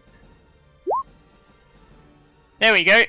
27 plus 26. That would be 32. 32 to hit. 32 Well, the man to gets hit. hit. Yes. That much is indisputable. And here's the damage. He takes 11. 11. Is he dead? Not quite yet. I mean, Javelin you attack can number see 2 like without inspiration. you hit him like in the gut, and he's starting to bleed quite a lot. Javelin attack number 2. 17. Unfortunately, that actually no, that matches.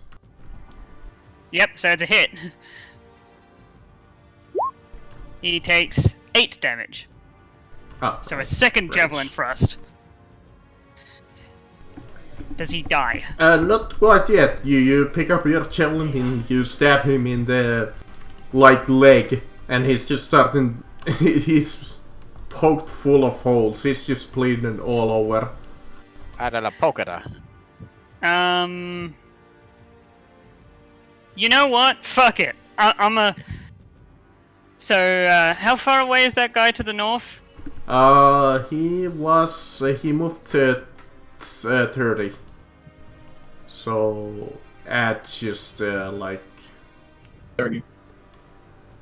Can I just run up to him? 20. A move action. So he would be like over here. If you can still see my measuring tool. Well, yeah, you go off the screen. Yeah. But here's the thing. 15. Doesn't matter how far he runs, I will eventually catch up with him. You can run, bitch. I most certainly So- will be able to catch up with them. This is So indisputable. he's He can currently run, but he can also 50 hide. feet away from you.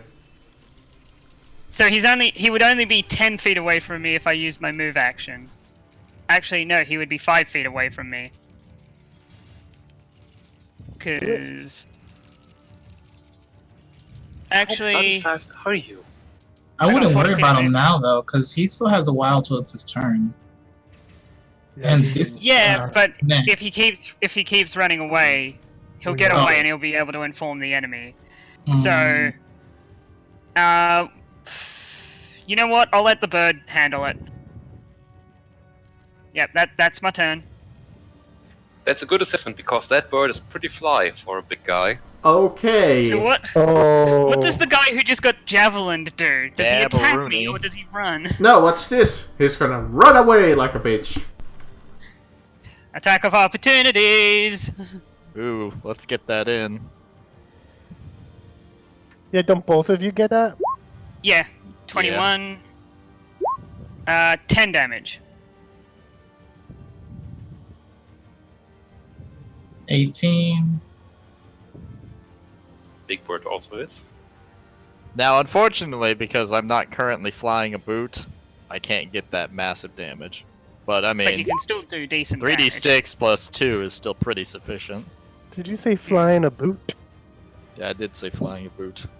So, He is technically Canadian. Yeah, so am I. So he takes in total 21 damage. Does he fall over dead? This guy, yeah, he starts to run, but the both of you just go on down on him, and he just loses a leg, he loses an arm, and he just falls dead. Now the bird can fly away without being attacked. To be fair, he wouldn't be able to attack me unless, of course, I mean, so he's got his melee weapon out, correct? Or at least that guy did. Yeah. What's he gonna fucking do? Miss me because he can't hit 10 feet up? He throws his sword. Alright, Spartacus. I'm Spartacus. Let's see if I can hit that guy. I definitely hit him. 21. 23 damage. So that guy takes 23 damage. Oof. You do so much damn damage. Yeah, he starts Yes. bleeding as you Druid's a bite him in the, like, shoulder. As you fly next to him. And then fly back up into the air. Oh, you It's wanna my know turn what's again. what's another absurd feature? Even if he could technically hit me with a melee weapon? Hmm. This bird has flyby. Yep. That I means can't you take can off fly past. attacks. Yeah. Alright. Bill. So, I'm gonna move again. 5, 10, 15, 20. And I'm going to use... I'm not Fire a melee, nuke at him. Okay. Fire a what? Fire a nuke at him. Yeah. Tactical Well, you're in the air. It's this guy I'm after. Perfect. But he's so peacefully laughing. Oh, he is? So he's not fighting? Yeah, that man's CC'd. Okay, then I'm not gonna touch him. He's completely helplessly laughing on the ground. Yeah, but you can go, like, never mind. Do whatever. Yeah, I'm gonna use Chaos.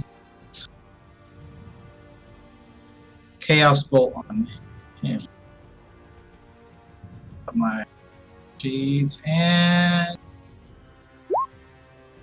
oh, that missed. Yep. That's Sadness. unfortunately a miss. So this guy gets a saving throw? Yes. And that ends my turn. Yeah, He I does assume not so. make it.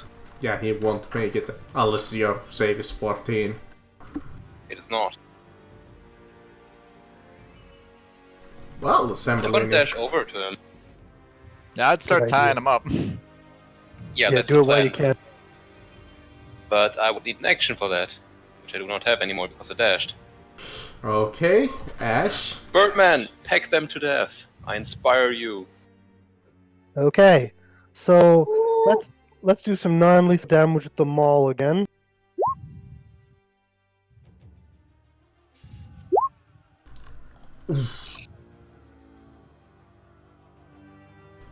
This time you hit him like square in the chest as he's starting to cough up blood.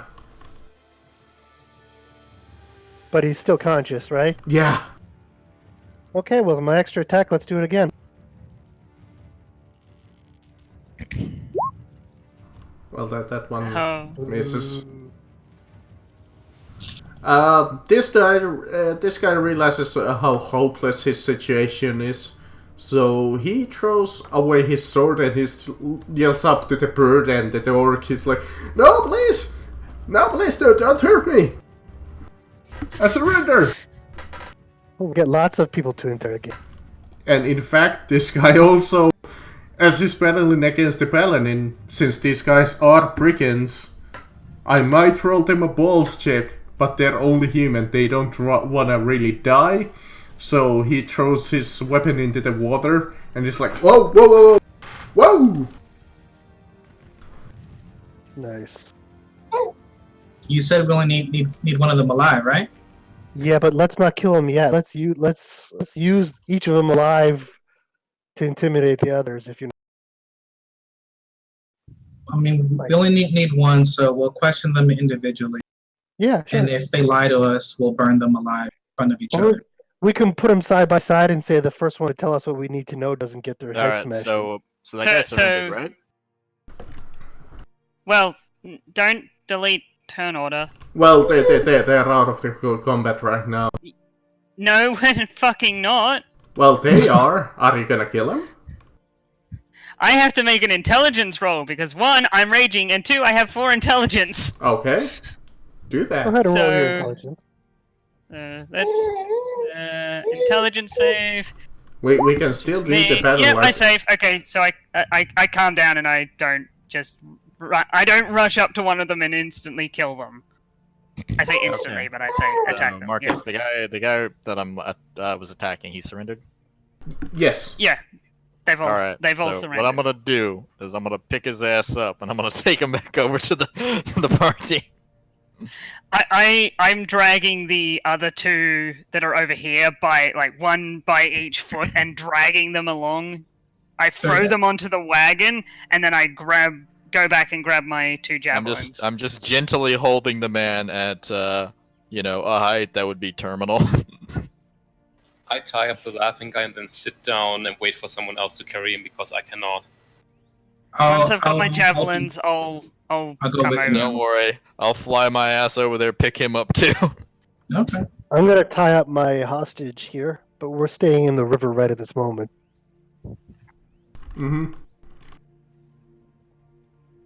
My friend, you must be all the rage with the birds. Jokes are still bad. Let me just gather them up into one place. You're just not witty enough to get them, my friend. It's not a bird. Flying lizard. Sure. They here's an artist's impression of what they would look like.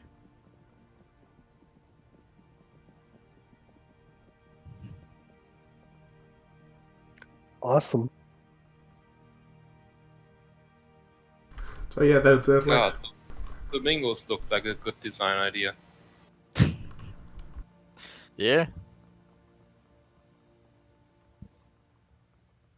This is what's been fucking their shit. Yeah, definitely. When I said a druid can be a pretty good fucking DPS, I fucking meant it.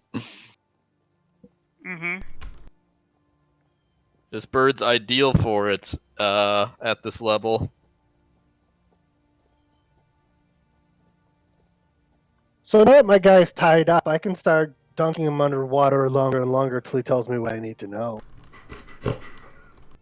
This is what we Yep, call that's baptism. the plan. Well, that's the expedient way of getting the information. This is what my god wants. Yeah, Just think of it like Chinese parenting, except not as nightmarish. so you just grab him, you dunk him into the water first, and then you do the Batman. Tell me where the bomb is! Basically. Any answer he gives you, you just press doubt. Would you perhaps permit me to speak to them? Yeah, let's let the Bard. I'm sure he can get information out. Let the bard speak to one of the other two. I'm having fun with this guy. I'm getting him to confess his sin. To tell you what, just for the hell of it, So I'm, roll me intimidation with advantage and I guess advantage. You're talking to Can me, I right? help him intimidate him, please? Yeah, Ash. That would just give advantage. Oh, like for me I to actually wanted to intimidate- do the intimidation. Like, For me to intimidate with advantage, I just click it twice. Yeah, some things are already set up to roll twice, similar to what I've got. No, you don't need to roll twice. So you got a 9 instead of a 3 on that Oh, first yeah, one. okay. Fair enough. yeah. So he's not afraid of you. He's not afraid of you, but he's drowning. Let me He's try not with the afraid other of two. me yet, but He's would. not afraid of you, but his current opinion on the situation is. Gargle. I walk up to him and go, "Here, let me try." I grab him by the hair and I headbutt him. At him. In the meantime, I'm going to work on the other two. You headbutt him, and Yeah, with the the other people's two elbow. look over here. So, Holler, you So- also get an advantage because they're afraid of fucking drowning. Look, So, my friends over there, they are more of the physical punishment kind of people. They will probably kill you in the course of interrogation. Now, 17. you simply speak to me and answer my questions.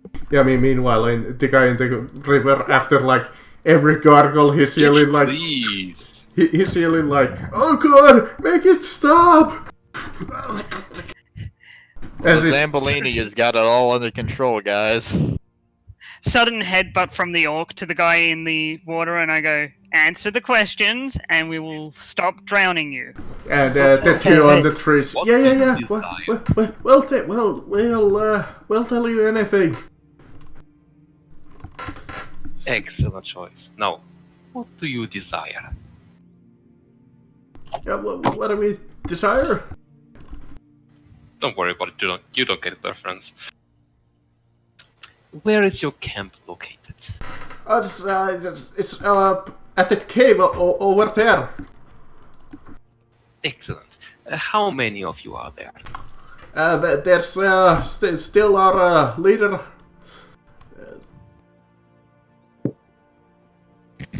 Only your leader? Sharp Shade, and he has his pet with him.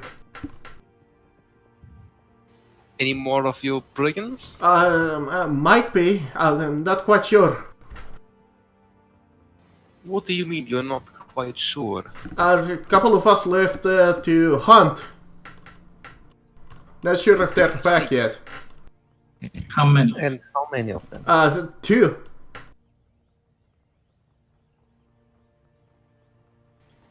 I will require you to write down the names of your co-conspirators. Or, well, dictate them to my friend over there with the blue skin. Of course. Do you have any collaborators in the city? Yeah, there's Jaden. He collects information on caravans for us. You will provide that information to my secretary as well. All Your of them. secretary. Meanwhile, the guy who's drowning is telling the same Yeah, information, but he's yelling them after it's every secretary. cargo. It's his secretary of offense. So what's the guy's name? The two other guys' name? Let's say the other one is Brian, and the other one is Brian? Keaton. Peter? Keaton. Keith. Oh, Peter? Peter is going to be. Sure. Keaton. Ah, Keaton. Oh, his name's Will Keaton. Michael.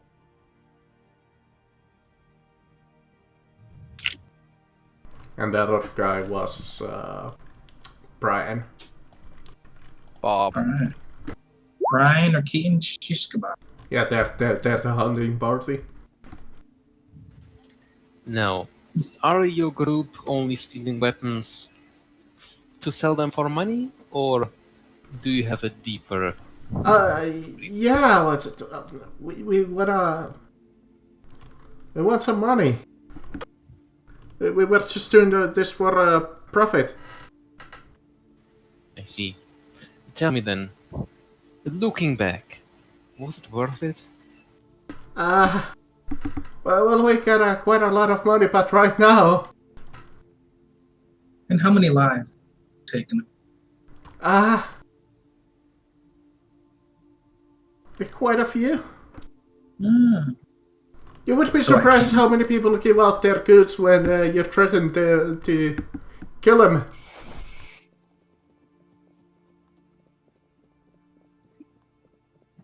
So, guys, do we need these 3 anymore? I wonder, is there a bounty on them? Most likely, if there's a bounty on them, they'll want them dead. So, And just lifts up her greatsword over one of Yeah. them.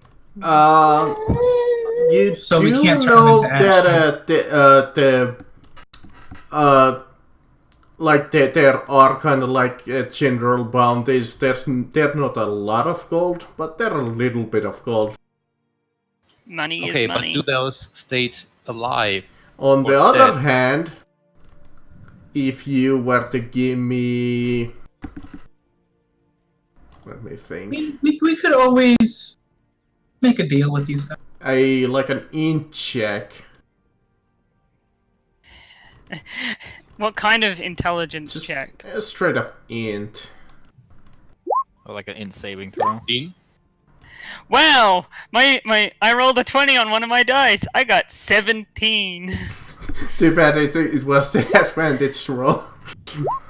Somehow, Wow, my we're character not is very one of the smart. smart. At Thankfully, this I've moment- got some adequate intelligence, and so does the Zamboli.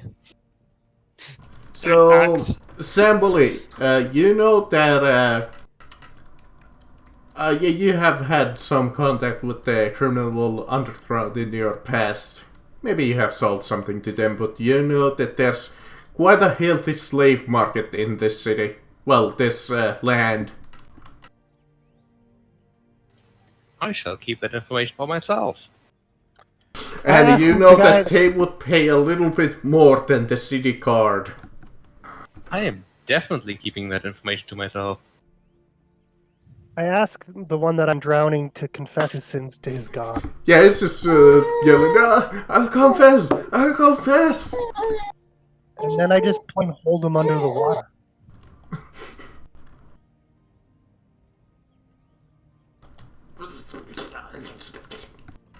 That's it. Until he's dead. Until he's dead. Okay. And then they were. And there was 2. And they're like, oh god, Chef is not getting up! Please, don't hurt us! I'm like, God's not gonna save you here. This is our domain. Do not worry. So I walk up to one of the ones that are over there with my great sword, and I request one of our dear friends to hold him in position so I can lop his head off. Beautiful. Wait! Is he held in position by someone? I'm holding him. Yeah, I like. What is he saying as I'm like lifting the He's sword just up? like, wait, Doc! No! Just thunk. As, Brings it down, removes his head, looks over at the other one. as the other guy just passes out at this point, he can't take anymore. I just So, go, group, before we "That's kill this last guy, disappointing." What do you say that we use him? As in Or the what? point we go, we destroy the bandit hideout, we kill all the other bandits, and we leave this guy in charge. Because there always will be bandits. This guy's no the. So if we have him working for us, whenever we come by, Now, pass us some good items. here's a important question. Do you think he's competent enough to lead? I have a better question. Do you think after we threatened his life and murdered his friends, he will be very cooperative? What Or else will can he do? He's a bandit. He will skip town. He will Oh. leave. Hmm. Or worse yet, he will try to seek revenge. He'll alert his buddies, and then his buddies will be on guard. He'll back for revenge He'll- when you're level He'll, 8. he'll tell them to stay inside for fear of the giant bird they have enlisted.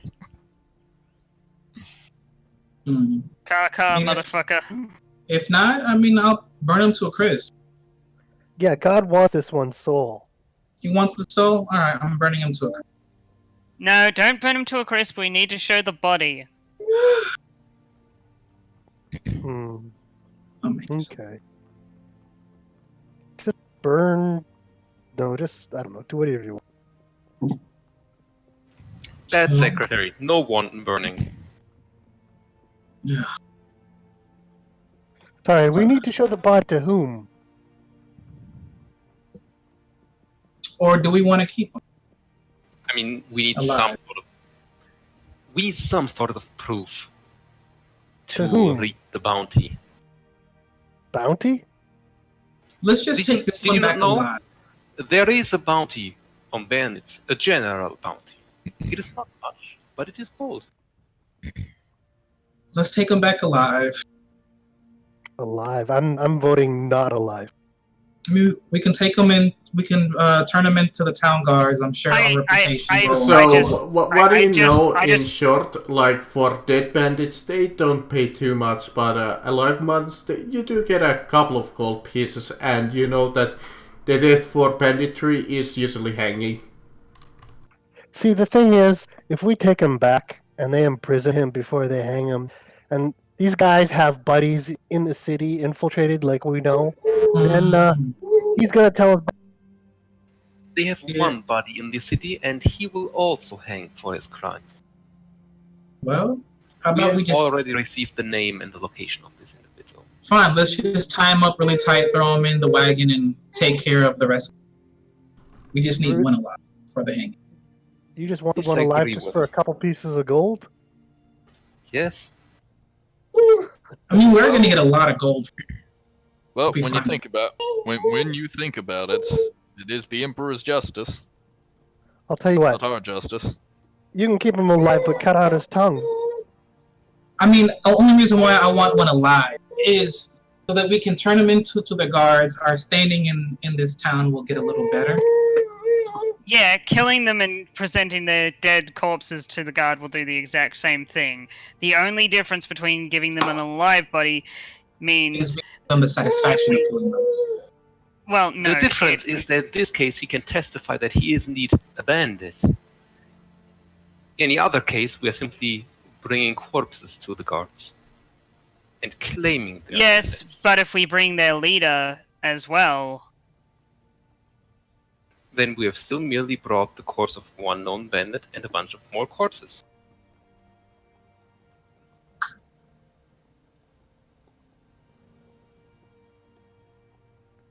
Well, what do you all say? How many of you want to keep him alive? I vote to keep I want him to burn alive. him, but we can't do that. So my other option is to keep him alive to better our standing.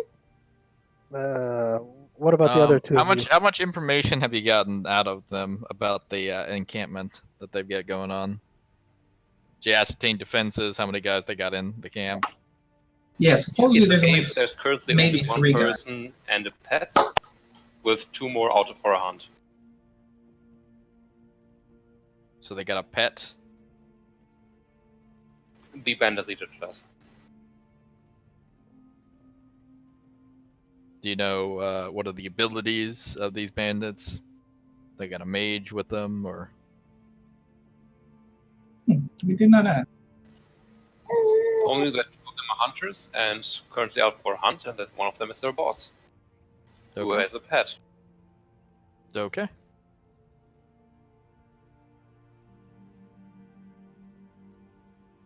Now, whether or not the boss is a mage, we don't know. Suppose we'll find out. Well, we know his name. Bob. Sharp shade.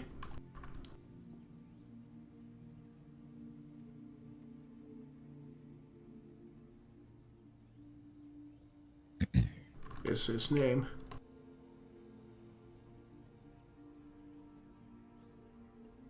So what's the verdict? Keeping them alive?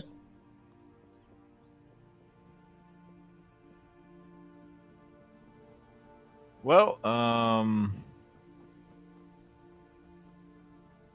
And I'm getting impatient as flames start tearing in my hands. Burn them and not leave a trace. For lawful individuals, although the result is is inevitably the guy's abandoned, he's gonna be hanged. It's just a matter of if this is your justice to mete out. This is a very lawful task. This isn't justice for me. I'm counting. Give two shits. This is the act of my God I'm removing just evil from talking the. about this in an alignment sense. Oh, okay. Yeah, but lawful. You're right. But for my character, like even if he is lawful, it's a religious thing, right? His oath is oath of vengeance.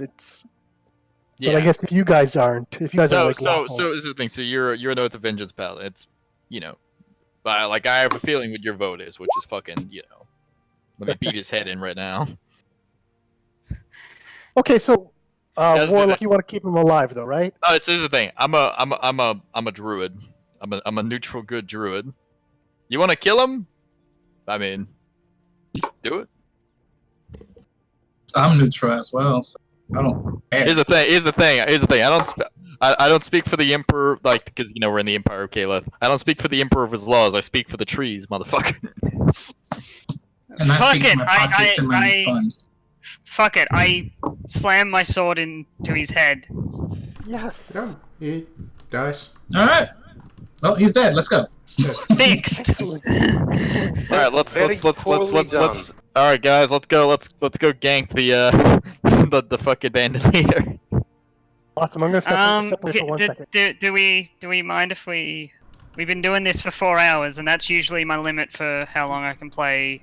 I was Yeah, gonna say the same thing.